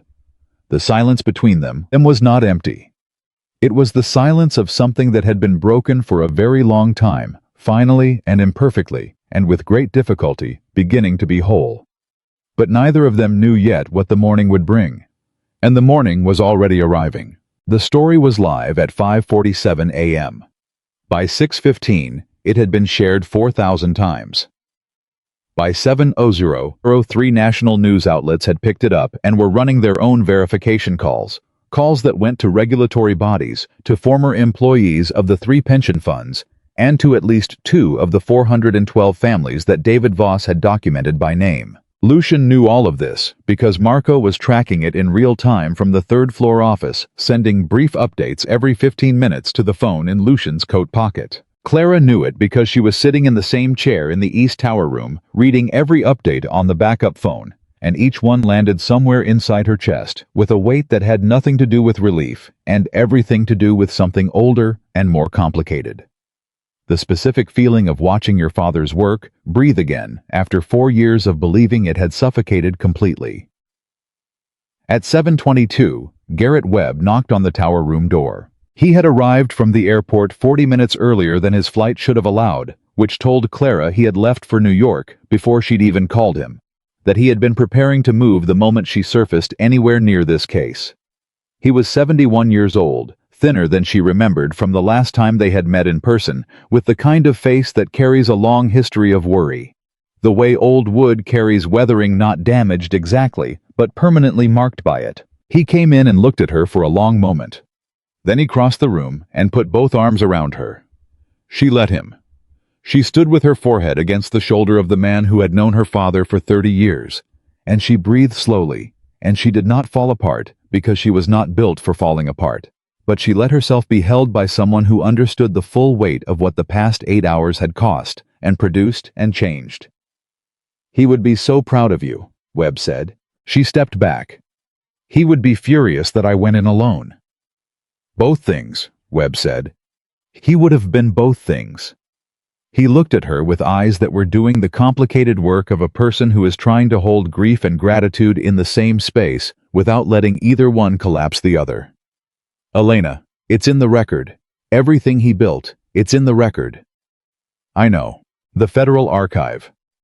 I made a call this morning. Before the story broke, I had a contact pull the original case submission. It's intact. Every document your father filed with the regulatory bodies, the wire transfer records, the internal communications, his original client list." He paused. "All 412 names." Clara pressed her hand briefly against her mouth. 1 second. Then she lowered it and breathed. "His notebook," she said. "The notebook was in the evidence submitted with the formal complaint." Webb's voice went quiet. "It's there. His handwriting. Every family, every situation, everything he knew about them." He paused. "The investigators who receive this case tomorrow morning are going to open an archive and find the most complete private pension fraud documentation they have ever seen." Clara sat down. She had been standing for a long time. She sat down, and she looked at the floor, and she thought about her father sitting at his desk with a notebook and a pen writing down bus driver, Orville Washington's name and his situation, and 300 other names after that, and 200 after that. And she thought about how a man who spent his life making invisible people visible had himself been made invisible, and had just been made visible again. She looked up at Webb. "Who's coordinating the federal piece?" she said. "A deputy director named Adkins. She's been briefed. The U.S. Attorney's Office in the Southern District is opening a formal inquiry by noon." Webb sat across from her. The story gave them what they needed: public record verified sourcing, Okafor's independent documentation combined with your father's archive. They can't sit on it. Moretti retained counsel at 6:30 this morning, Webb said. His attorney released a statement saying his client has no knowledge of the matters being reported and welcomes any investigation. He paused. "Which is what attorneys say when their clients are about to be significantly investigated." "And Cavallo?" Webb looked at her. "Cavallo's office issued no statement," he said. "His personal phone has been going to voicemail since 5:45 a.m. He held her gaze. "Which means either he's already cooperating or he's already running." Downstairs, Lucian was having a different kind of morning. The first call came at 6:45 from the attorney who represented his primary legitimate business interests. A precise woman named Helen Chow, who had worked with him for 9 years, and who managed the particular art of protecting an empire that existed in 2 adjacent worlds simultaneously. "The story," Helen said without greeting. "I've read it." "Your name isn't in it." "No." "The estate isn't mentioned." "No." A pause. "Should I be concerned that it will be?" Lucian thought about everything that had happened in the past 8 hours. The document. Marco's car. Mrs. Ferraro. Moretti's men at the gate. And Clara sitting in the East Tower room reading her father's name back into existence on a phone screen. "The story is complete," he said. "There's nothing remaining that would require this building to enter the narrative." Another pause. "The Moretti family's attorney is already circulating inquiries about this estate's potential involvement in document acquisition." "Let them circulate. There's nothing to find." Lucian. "Helen, is there a legal vulnerability I need to address?" The question was direct, which was the language Helen Chow operated in most efficiently. "No," she said after a 3-second evaluation. "Not that I can see currently. But the next 72 hours are going to require careful management of—" "Manage them," he said. "That's what I trust you to do." He paused. One more thing. I need you to prepare documentation for a financial arrangement, charitable in structure, directed toward a treatment program in Chicago. I'll have Marco send you the details. A brief silence. Personal, adjacent. I'll have something ready by noon, she said, and ended the call.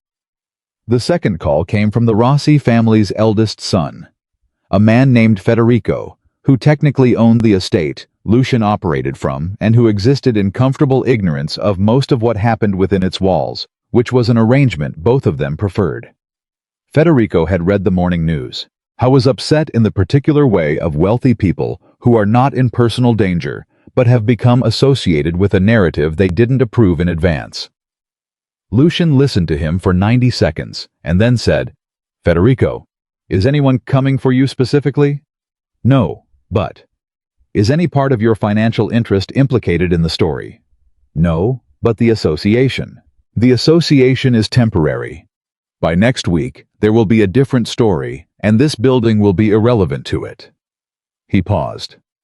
"Unless you'd like to make it relevant by responding publicly."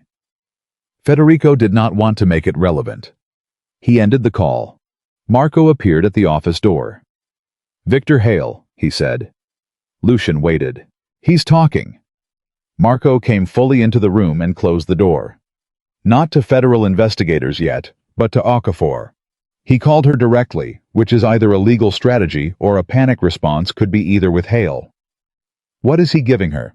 Details about the original decision to suppress the case. Apparently, Hale attended at least 2 meetings where the strategy was discussed. He wasn't a principal, he was an advisor, but he was present. Marco paused. He's positioning himself as a witness rather than a participant. He recognized her 3 days ago at the celebration, and spent those 3 days apparently deciding what side of this he wanted to be on. Marco looked at him steadily. He chose the side that goes on record as cooperating. Lucian sat with this for a moment. That means the story isn't just Okafor's independent reporting supported by a document. It has a live named witness who was inside the suppression effort. It means by end of day today, this is a federal investigation with documentary evidence, archived original filings, a published story with verified sourcing, and a cooperating witness. Marco paused. It means it's done. The case is back. It cannot be buried again. The room was quiet. Lucian pressed his hand flat against the desk. He thought about a document he'd kept for 8 months because he couldn't bring himself to destroy it.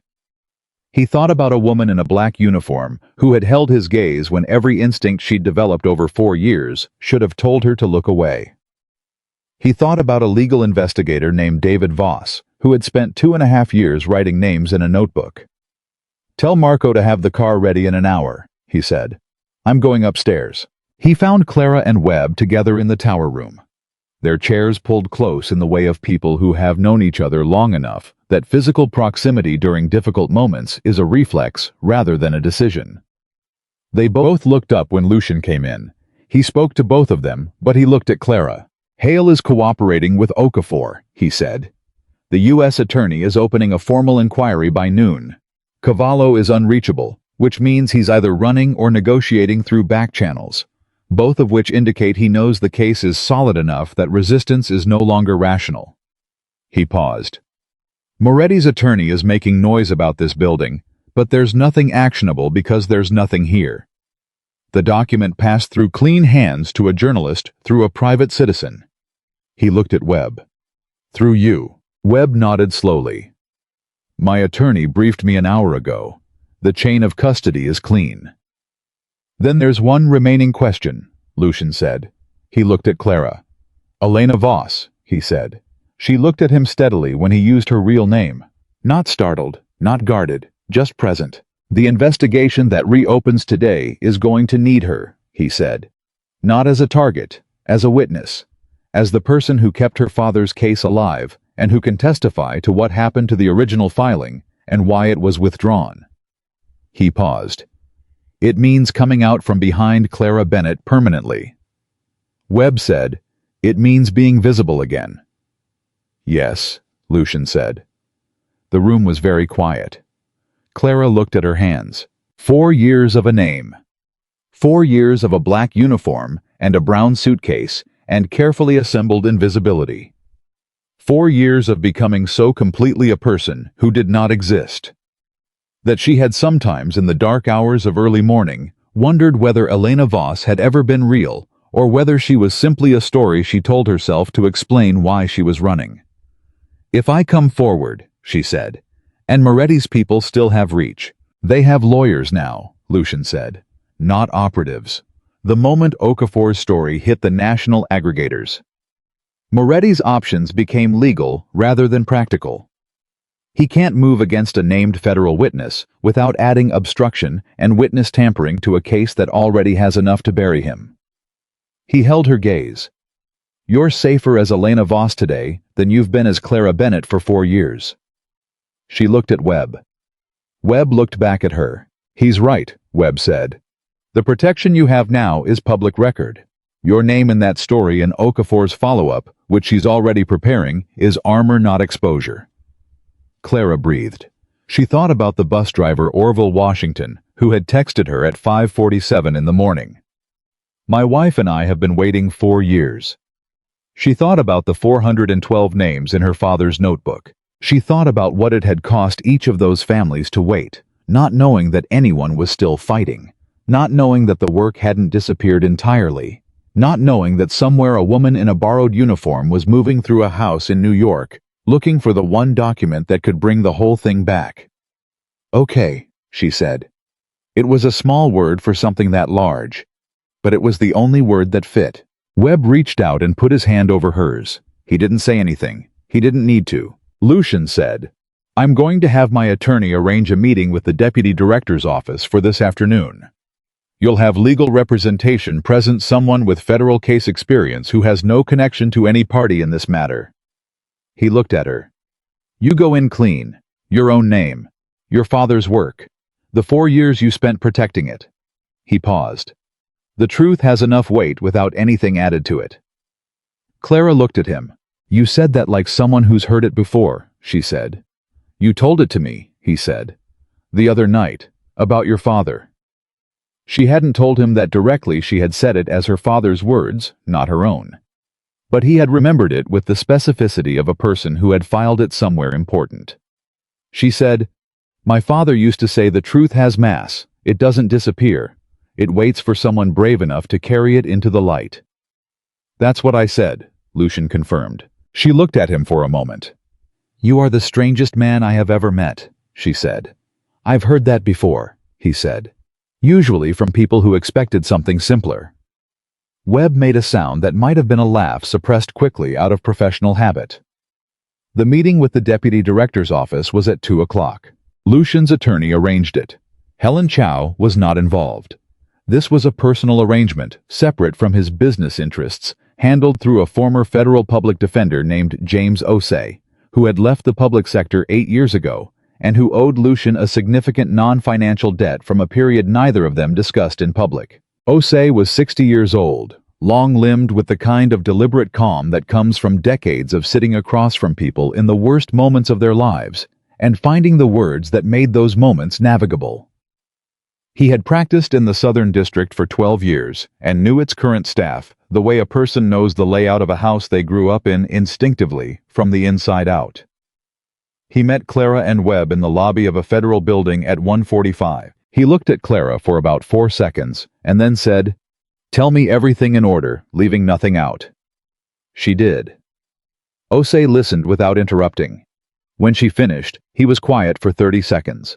Not the silence of uncertainty, but the silence of a man sorting what he'd heard into the framework of what he knew. "You're not a defendant," he said.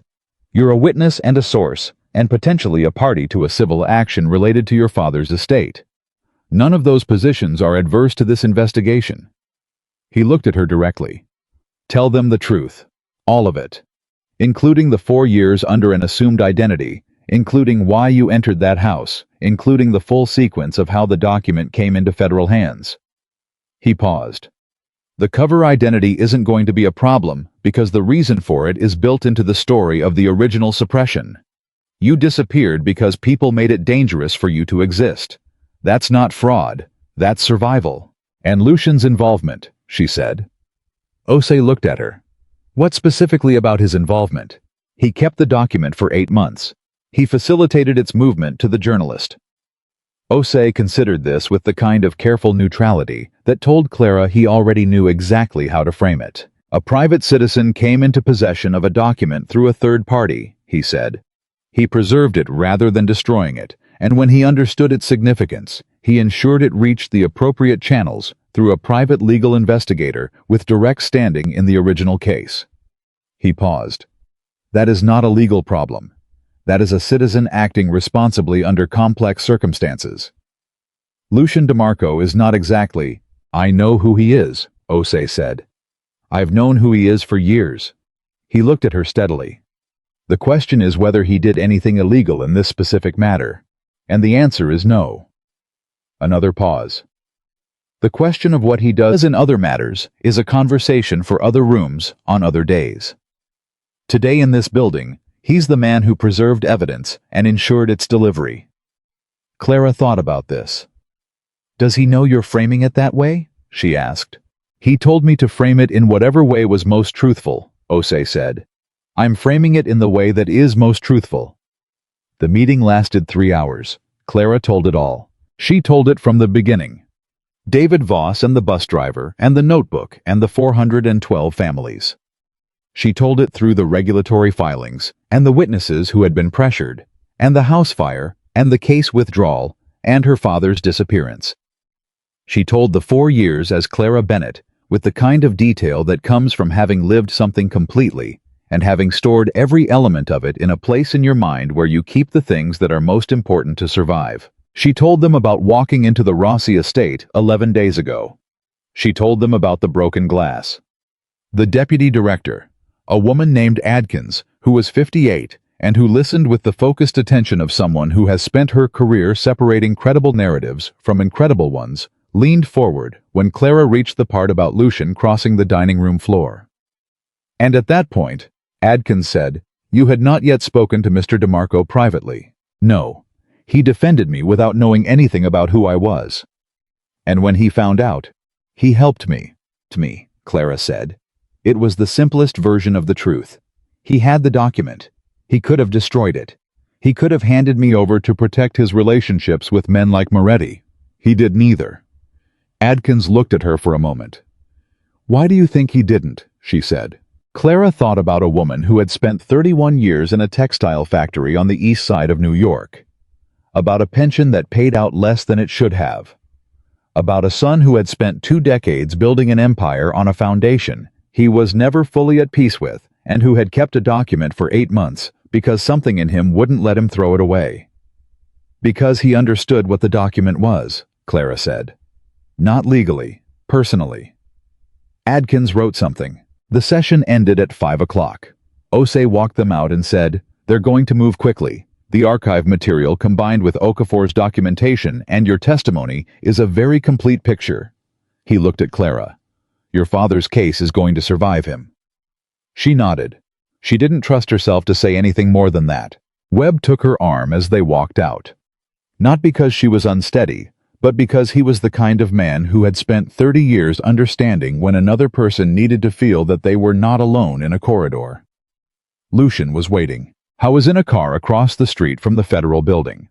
Not his usual car, not his usual driver, but one of the non-identified vehicles that his organization maintained, for exactly the kind of situation where being seen in an identified vehicle outside a federal building would generate the wrong kind of attention.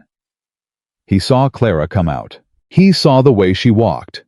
Not the walk of a woman who was relieved exactly, but the walk of someone who has set down a weight that was heavy enough that their body hasn't yet fully adjusted to the absence of it. The walk of a person still moving as though the weight is there, discovering with each step that it isn't. He texted Marco, "Stand by." He got out of the car. Clara saw him immediately. She stopped on the sidewalk. Webb beside her looked at the car and then at Lucian, and then said something very quietly to Clara that Lucian couldn't hear. Clara said something back. Webb nodded and moved toward the car to give them space with the practiced ease of someone who understands the geography of private moments. Lucian walked toward her. They stood on the sidewalk with the federal building behind her and the afternoon traffic moving past them with complete indifference to the fact that they were two people standing in the specific aftermath of something that had cost both of them more than either had expected to pay when the morning began. "How did it go?" he said. "They're moving forward," she said. "Full investigation. The archive material is being pulled. Cavallo turned himself in to his attorney at 11 this morning. He's cooperating in exchange for consideration." She paused. "And Moretti?" "I heard," Lucian said. He had heard. Moretti's attorney had called his own attorney at noon with a communication that functioned as both a warning and an implicit concession language that translated in the way of people who communicate between adjacent worlds to our client is no longer in a position to pursue any interests connected to this matter. Which meant Moretti was done. Not charged yet. But done in the way that precedes charges, the way a structure is done before it collapses when the load-bearing elements have already failed and the rest is just physics and time. "It's over," Clara said. "For now," Lucian said. "These things take time to fully resolve. The investigation will run for months. The civil cases, the families, the pensions, those will take longer." He paused. "But the part that required you to be invisible, that part is over." She looked at him. "You know what the strangest thing is?" she said. "Tell me." "For 4 years I dreamed about this. Not specifically, not this building or this city or you. Just the feeling of it being done. The moment when I could stop running and stop hiding and stop being someone I wasn't." She looked at the street. "I thought I would feel lighter." "And I feel exactly the same weight," she said, "just distributed differently." She looked back at, "The grief doesn't go away when the injustice is addressed. I thought it would. My father is still gone." Lucian said nothing for a moment. Then, "No. But the 412 families who don't know his name yet are going to know it. And the bus driver who texted you at 6 in the morning is going to get a check that reflects what he was promised. And the notebook with those names in it is going to be evidence in a federal case that puts the men who took his work and tried to erase it into a room with lawyers and judges and consequences." He paused. "The grief doesn't go away, but it has somewhere to stand now." She looked at him for a long moment. "You're not what I expected," she said. "When I walked into that house 11 days ago, you were not what I expected." "What did you expect?" "Someone using fear as currency." She paused. "Someone who measured power by how much damage he could cause." And instead, she thought about the library, the alphabetized books, the woman in the textile factory, the document he kept for 8 months. The moment he crossed a dining room floor to stand between a maid and a woman who was used to no one standing against her. Instead, she said, someone who kept something he couldn't bring himself to destroy. Because it mattered, even when keeping it cost him more than throwing it away would have. Lucian looked at her with the expression she had catalogued over 11 days and had not yet fully translated, the one that had no performance in it, no calculation, just a man present in a moment without any of the armor he wore everywhere else. "You came into my house looking for a document," he said, "and found something I didn't expect either." She tilted her head slightly. "What did you find?" "Someone who taught me that protecting people doesn't make you weaker."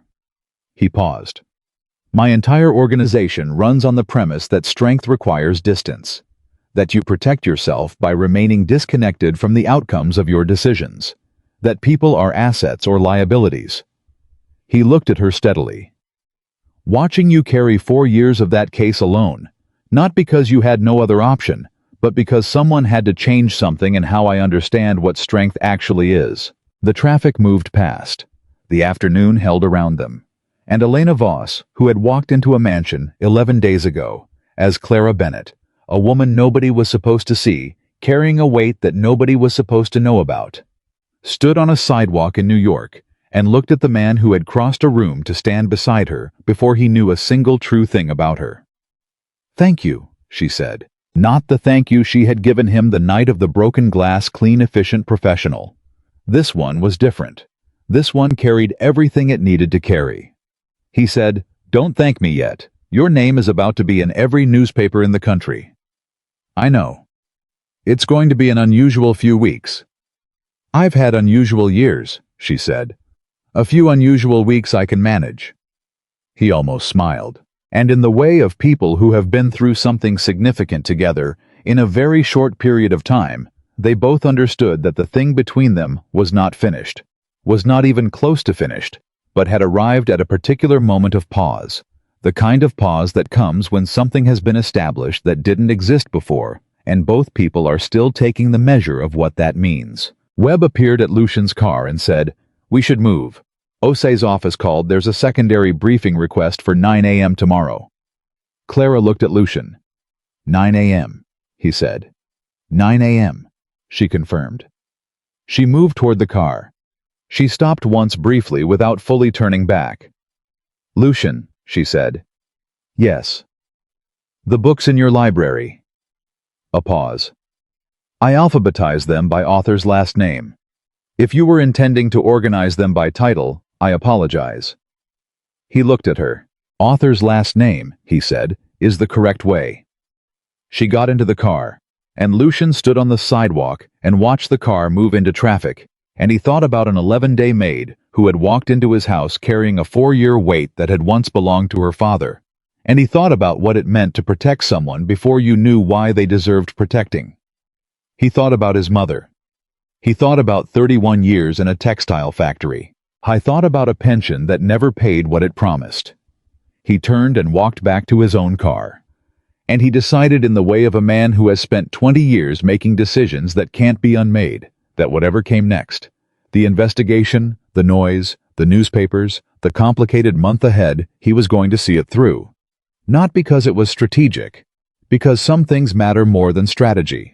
And the morning had taught him with more force than he had anticipated exactly which things those were. The 9 a.m. briefing lasted 4 hours. Then there was a second briefing at 3 in the afternoon with a different set of people from the U.S. Attorney's Office.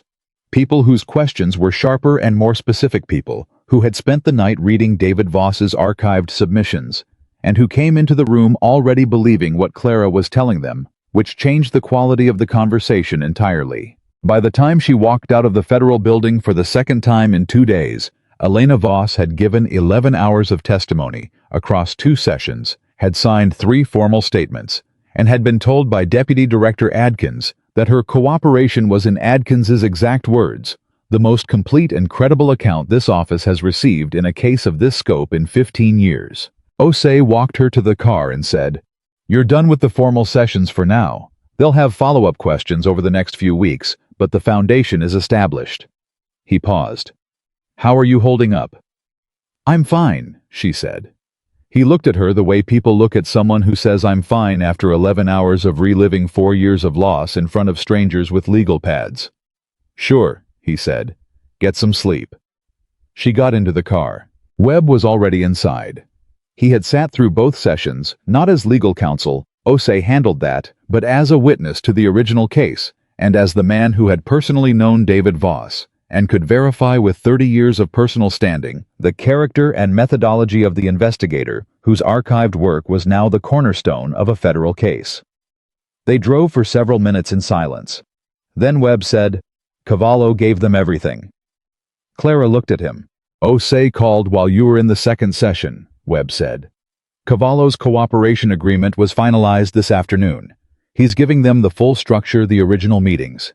The decision to suppress the specific chain of communications between Moretti's people and the regulatory contacts who killed the investigation." He paused. "He's giving them names, Elena. Names that go beyond the 7 signatories in the document." "How far beyond?" 3 sitting members of a federal oversight committee," Webb said quietly. The car was very still. "People who were in those meetings when my father was still alive," she said. "Yes." She looked at the window. Her father had been right about the reach. He had always believed the corruption went further than what he could document. He had said it to her once, 2 months before he disappeared, sitting at his desk with the notebook open in front of him. "Elena, the document is the door. But what's behind the door is larger than the document." He had not lived to see how right he was. "Does Adkins know?" she said. "Adkins has known since noon," Webb said. She was managing it carefully in the afternoon session, not alerting you because she didn't want it to affect the quality of your testimony before it was complete. He paused. You gave them everything they needed without knowing how much they already had. That's actually better for the case. Because it means my testimony is independent. Exactly. He looked at her steadily. Your account and Cavallo's account align without having been coordinated. That's the kind of corroboration that makes federal cases. She breathed slowly. 412 families. 3 sitting oversight committee members. Her father's door and what was behind it. How long before the case becomes public beyond Okafor's story, she said. Indictments could come within 60 days, Webb said. Maybe less given how fast they're moving. He paused. Your name is going to be in every one of them, as a key witness, as the person who preserved the chain of evidence. He looked at her carefully. Are you ready for that? She thought about Clara Bennett, the brown suitcase, the black uniform. 11 days of practiced invisibility in a house full of people who looked at the help and saw furniture. She thought about standing in that dining room while Valentina Moretti told 50 people why she didn't belong. She thought about 7 steps across a marble floor and a voice that said, "You will not touch her again." I've been ready, she said. I just needed the ground to hold. She called Lucian that evening from the hotel room. Webb had arranged a clean, quiet room in Midtown. Nothing identified, paid in cash. The kind of room you book when old habits die slowly, even when the reason for them has mostly dissolved. He answered on the second ring. Second session went long, he said. Not a question. He had been tracking the hours. 4 hours. She sat on the edge of the bed. Cavallo gave them oversight committee members. A silence. How many? Lucian said. 3. Another silence, and this one was different. The silence of a man recalibrating the scale of something he had already understood to be significant. Your father knew, Lucian said. He suspected. He couldn't prove it. She paused. Cavallo is proving it for him. The investigation is going to run for a long time. Yes. And you'll be at the center of it. Yes. She looked at the wall. I wanted to tell you something. Before it gets louder and there are more people involved and it becomes harder to say the things that matter clearly. He waited. You are the reason the document reached federal hands in time, she said. Not just because you had it, because you made the decision to act when the easier decision, the safer decision, the one that protected your organization and your relationships and everything you've built, was to do nothing. She paused. I need you to know that I understand what that cost you, and that it will not be forgotten. Not by me, and not by the 412 families who are going to get their pensions reviewed because of what you chose. Lucian was quiet for a moment. You walked into an estate alone with a false name in 11 days, he said. I kept a document I couldn't explain why I was keeping. A pause. We both did what we couldn't not do. Is that how you see it? That's how it was. She looked at the ceiling. Marco, she said. The night he carried the envelope 6 blocks on foot. You called that an old habit. It is. I'd like to know that story sometime. It's a long story. I think, she said carefully, that we're going to have time for long stories. The silence that followed was not empty. It was the kind of silence that exists between 2 people who have been through something together and have arrived slightly surprised on the other side of it, still standing still intact and looking at each other with the specific awareness that what they've been through has changed the geography between them in ways that are permanent. Get some sleep, Lucian said. Tomorrow is going to be loud. I know. Elena. She paused at the sound of her real name in his voice. He had said it before in the office in the East Tower room, in the functional language of a serious situation. But this was different. This was the way you say a name when you've decided it belongs somewhere in your life. Yes, she said. Your father's notebook, he said. When the archive releases it as part of the formal case record, I'd like to see it, if that's something you'd allow. She closed her eyes. Why? She said. Because I want to see the name Orville Washington in a 63-year-old man's handwriting. he said. And the 300 names after it. And the 200 after that. He paused. Because someone should look at all 412 names and see them clearly. Not as evidence. As people. She didn't say anything for a moment. Then, yes, I'll allow that.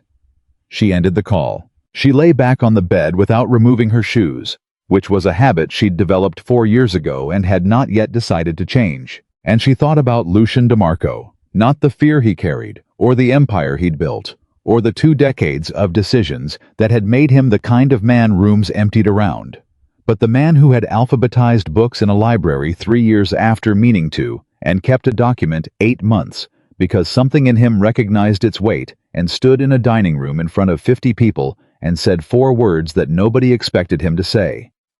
She thought about her father. She thought he really would have liked him. 3 weeks later, the first indictments came down. Matteo Moretti was indicted on 11 counts, Cavallo on 9.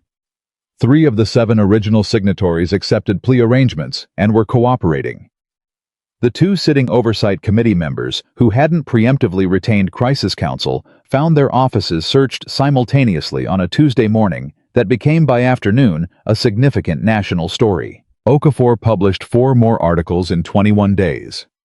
Each one was longer, more detailed, more devastating than the last.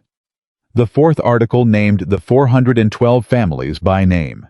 Every single one.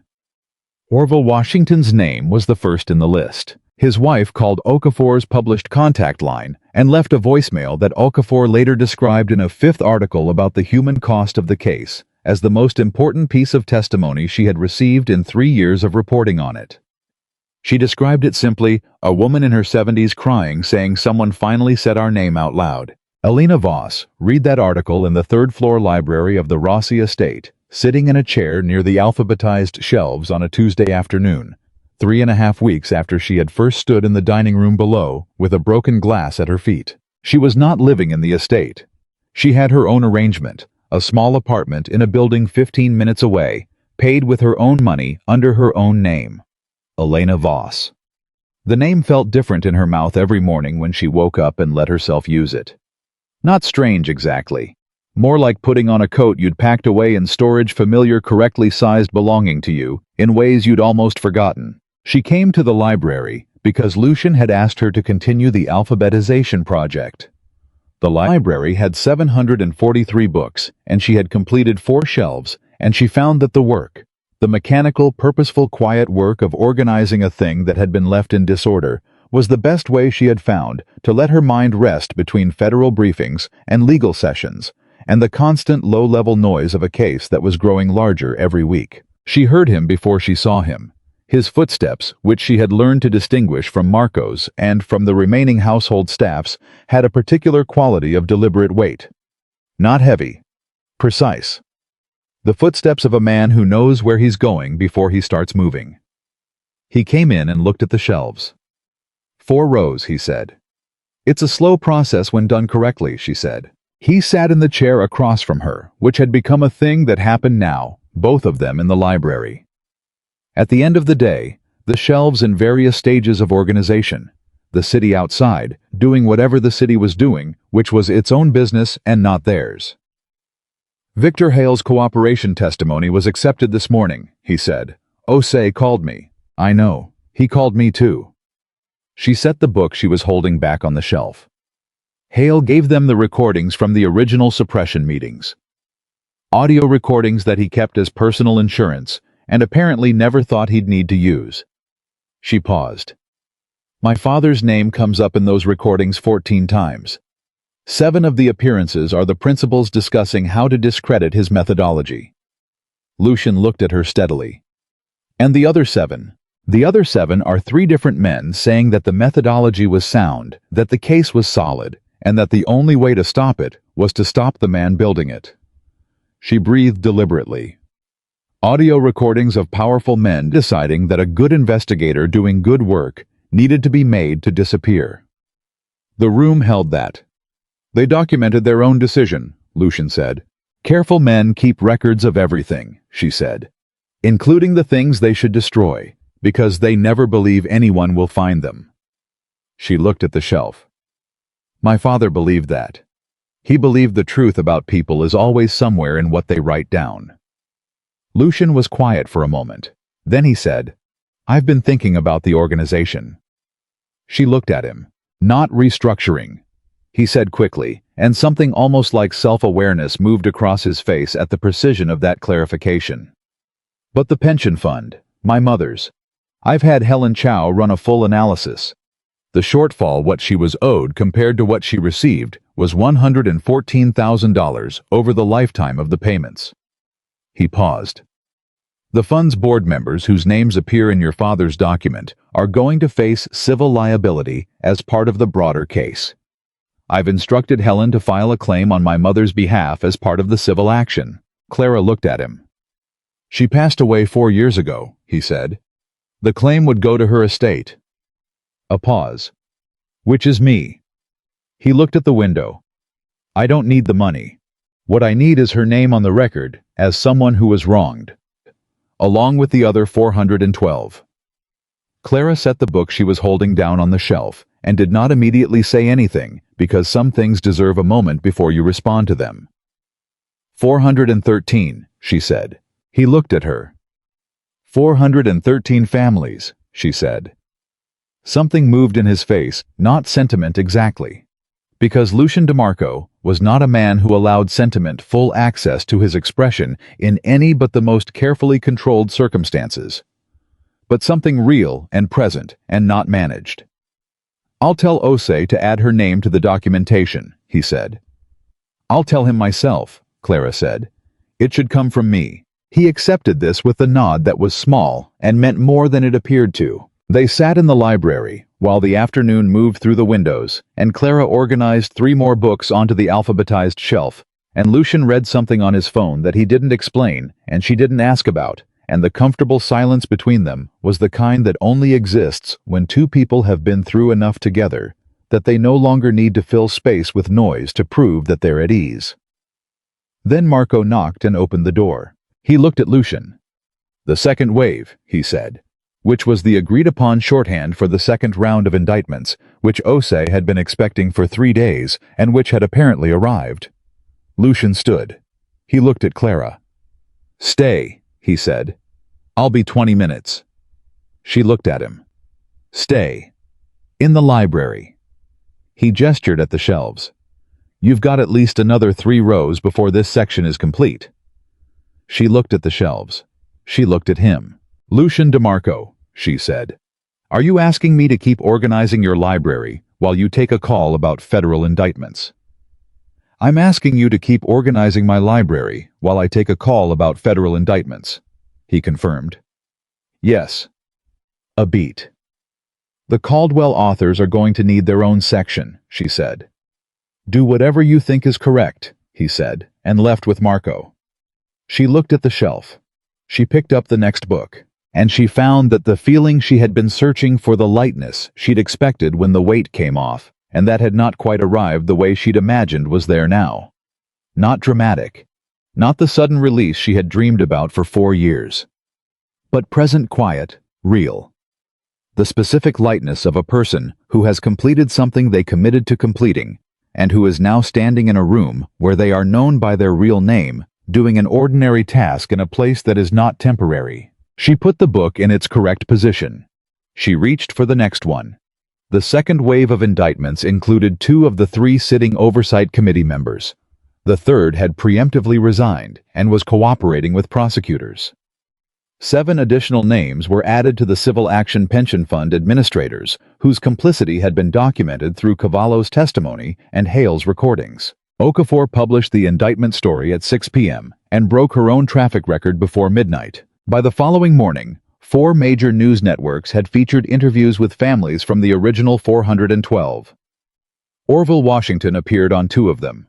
He wore a dark blue jacket and spoke about his 40 years of work and his pension, and David Voss, with the kind of measured dignity that comes from a man who has been waiting a long time to be asked, and has decided that when the moment comes, he is going to speak clearly. He said, "A man I never met spent 2.5 years making sure my family's story mattered.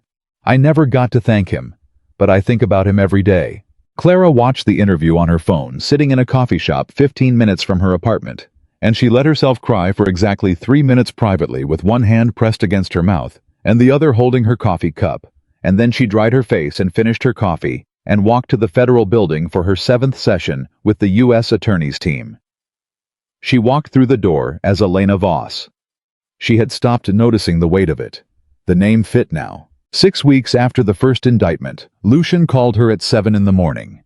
She was already awake. She had been awake for an hour, sitting at the small table in her apartment with a cup of coffee, reading through the notes Osei had sent her the previous night, summarizing the state of the civil action. "Early," she said when she answered. "I have something to tell you," he said. "And I wanted to tell you before anyone else did." She set the coffee down. "What happened?" "Nothing bad," he said. Which was, she had learned the way Lucian prefaced things that were the opposite of bad, but that he hadn't yet developed a comfortable vocabulary for. The Federal Archive released the evidentiary materials this morning as part of the formal case disclosure. A pause. Including personal documents submitted with the original complaint. She knew what was coming. She sat very still. "The notebook," he said. "It's been officially entered into the public case record. Which means, it's accessible," she said. "Osei sent me the access link this morning." He was quiet for a moment. "I looked at it, Elena. I said I wanted to see it." She pressed her free hand flat against the table. "Orville, Washington," she said. "Page 3, Lucian said. Third name. Your father wrote the situation in full, the 40 years, the promised amount, the shortfall, the family circumstances. 2 paragraphs. Careful and complete." He paused.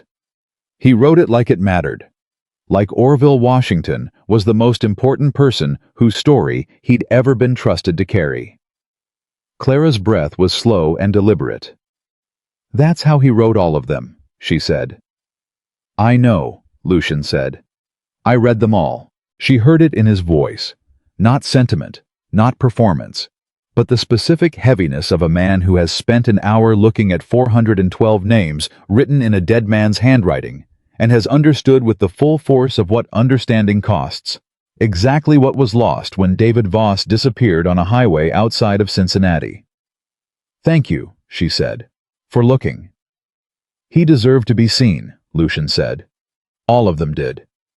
She was quiet. Then she said, "My mother's name, 413. Helen filed the claim yesterday, accepted this morning as part of the civil action." "What was her name?" A pause. Brief.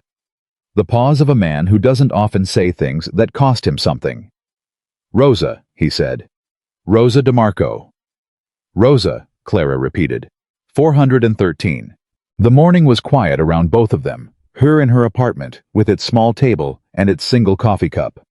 Him wherever he was at 7 in the morning, which she had not asked and he had not said, both of them connected by a phone call that was doing more work than phone calls usually do. "I'd like to have dinner," he said. "Tonight, if you're available." She looked at her notes. At Osei's summary. At the window beyond the table where the morning was becoming fully itself. "I'm available," she said. 7 o'clock, he said. "Not the estate. Somewhere that has nothing to do with either of us professionally." "Do you know a place like that?" "I know several," he said.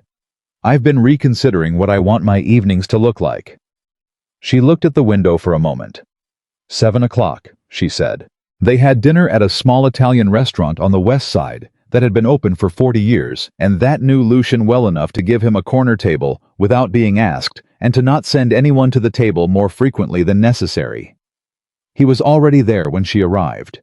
He stood when she came in, which was an old habit from a particular kind of upbringing, and she recognized it as such, not performance, but something that had been part of him long enough to be automatic. She sat across from him and looked at the menu and said, "Tell me about Rosa." He looked up. "Your mother," she said. "Tell me about her." He was quiet for a moment, not guarded, considering. The way you consider something you've carried privately for a long time and are deciding for the first time to say out loud to someone specific. "She was funny," he said. "People don't expect that. They expect me to describe her as strong or sacrificing or resilient. All of those things are true. But what I remember most is that she was funny. He paused. She had this ability to find the exact right thing to say about a situation that was ridiculous in a way that made you realize the entire thing was ridiculous, and that the right response to a ridiculous world was not to be devastated by it, but to understand what it was and work around it. Clara looked at him. She sounds like someone who raised you. She raised me, and she worried about me every day for 30 years, he said. She never fully understood the choices I made after my father died. But she also never stopped loving me, which is its own kind of courage to love someone whose choices you don't understand. She knew what you did. She knew enough. He set the menu down. She used to say, Lucian, whatever you're doing out there, make sure it balances. Make sure somewhere in the accounting you're putting something back. Clara looked at him. Did you? She said. He held her gaze. I'm working on it, he said. She smiled. It was the first full smile she had given him, not the controlled expression she'd maintained through 11 days of careful invisibility, not the complicated arrangements of a face, processing shock or grief or calculation, but an actual smile, the kind that arrives without being constructed. It changed her face completely. Lucian noticed. I didn't say anything about it. He picked up his menu again, and they ordered dinner, and the conversation moved through easier ground, the library which she had now organized through 6 full rows, and which she reported was deeply satisfying in a way she could not fully articulate, and the apartment which was small, but sufficient, and which she had furnished with the particular efficiency of someone who has learned not to accumulate, and the federal sessions which were becoming routine in the way that enormously consequential things become routine when they happen often enough. Over coffee, she said, I've been thinking about what comes next. He looked at her. After the case concludes, she said, after the civil action and the indictments and the testimony and the noise. She held her cup. Elena Voss is going to need something to do. Clara Bennett had a job. Elena Voss needs a life. What did Elena Voss want? He said. Before. She thought about it honestly. I was in law school, she said. First year, when my father's case collapsed, I left because I couldn't. I couldn't sit in a classroom learning the architecture of a system that had just failed the most important person I knew in the most complete way I could imagine. She paused. I don't know if I want to go back to that. What do you want? She looked at him. I want to do what my father did, she said. Not the specific work, not pension fund investigation specifically, but the underlying work. Making invisible people visible. Finding the cases that the system doesn't want to look at, and making them too real to ignore. She paused. I don't know what form that takes yet. Lucian was quiet for a moment. Then he said, Garrett Webb is 71 and has more active cases than he has capacity for. He's told me 3 times in the past week that the outcome of this case is going to bring him more inquiries from people who've been failed by similar systems and who suddenly believe that someone might actually listen. Clara looked at him. He hasn't asked me, she said. He's waiting for you to be ready. He talks to you. We've had several conversations. Lucian met her eyes. He is not a subtle man about the things he cares about. She looked at the table for a moment. Then she looked back up. You, she said. When this is fully resolved, when the case is through and the noise settles, and Elena Voss is just a person living her life and not a federal witness or a news story, what do you want? He looked at her steadily. I've spent 20 years building something, he said. And I've spent the past 6 weeks discovering that some of what I built matters, and some of what I built was about fear and not about anything that actually sustains a life. He paused. I'm making changes, slowly, carefully, in the way of someone who understands that you don't dismantle something overnight without creating a different kind of damage. He held her gaze. But the direction is clear to me now. What is the direction? She said. Toward the things that balance, he said. Toward what Rosa would recognize. A pause. Toward whatever this is. She looked at him across the small table in the 40-year-old restaurant on the west side of the city. She thought about 7 steps across a marble floor. She thought about 4 words, you will not touch her. She thought about a document that a man kept for 8 months because he couldn't bring himself to destroy it. Not because he understood it fully, but because something in him recognized that it mattered, that it was the kind of thing that was heavier than it appeared, the kind of thing the world had a responsibility to carry carefully. She thought about her father, who believed that most injustice happened because powerful people stopped seeing regular people as real. And she thought about the most powerful man in the room crossing the floor to stand beside the person everyone else had already decided was invisible. "Whatever this is," she said, "I'd like to find out." He picked up his coffee. She picked up hers. And outside the city, moved through its ordinary evening, its noise and its speed, and its 10,000 simultaneous stories, none of which knew or cared about the two people in the corner of a 40-year-old restaurant making a quiet decision about the direction of their lives. But the two people in the corner knew. And some decisions don't need an audience to be real. 8 months later, the last of the 7 signatories entered a guilty plea. The civil settlements, totaling $61 million, were approved by a federal judge on a Thursday morning and distributed across 413 families over the following 90 days. Orville Washington received his settlement on a Monday. His wife bought the winter coat she had been deciding against for 3 years. He called Elena Voss to tell her. She was in Garrett Webb's office when the call came in, her second week working alongside him in an official capacity, the paperwork for which she had signed under her full legal name without hesitation. Elena Catherine Voss. Every letter of it. She stepped into the hallway to take the call. Orville Washington talked for 4 minutes about the coat, and about his wife, and about 40 years of work, and about a man named David Voss, who he never met and never forgot. When he finished, he said, "Thank you for not giving up." She leaned against the wall of the hallway with the phone pressed to her ear, and she thought about 4 years and a brown suitcase and a name that wasn't hers, and the specific weight of carrying something that belongs to someone who is gone. "Thank you," she said, "for being the reason he started." She ended the call. She stood in the hallway for 30 seconds. Then she went back into the office and sat down and picked up the next case file because the work was ongoing and the world had no shortage of invisible people waiting to be seen. And there was a 63-year-old investigator in the next room who needed the best version of his partner fully present by 9:15. She opened the file. She read the first page. A family in Ohio. A pension fund. A shortfall that the administrator had classified as a clerical error for 6 consecutive years. She picked up her pen. And Elena Voss, who had once been made invisible by people who believed that erasing a person was the same as erasing the truth, began to write. Because her father had taught her that the truth has mass. It does not disappear. It waits for someone brave enough to carry it into the light. And she had never once in 4 years of running and 8 months of fighting and a lifetime of watching her father choose hard things over easy ones, stopped being exactly that person. She had only needed the ground to hold, and it had held. It had held because a man crossed a room when no one else would move.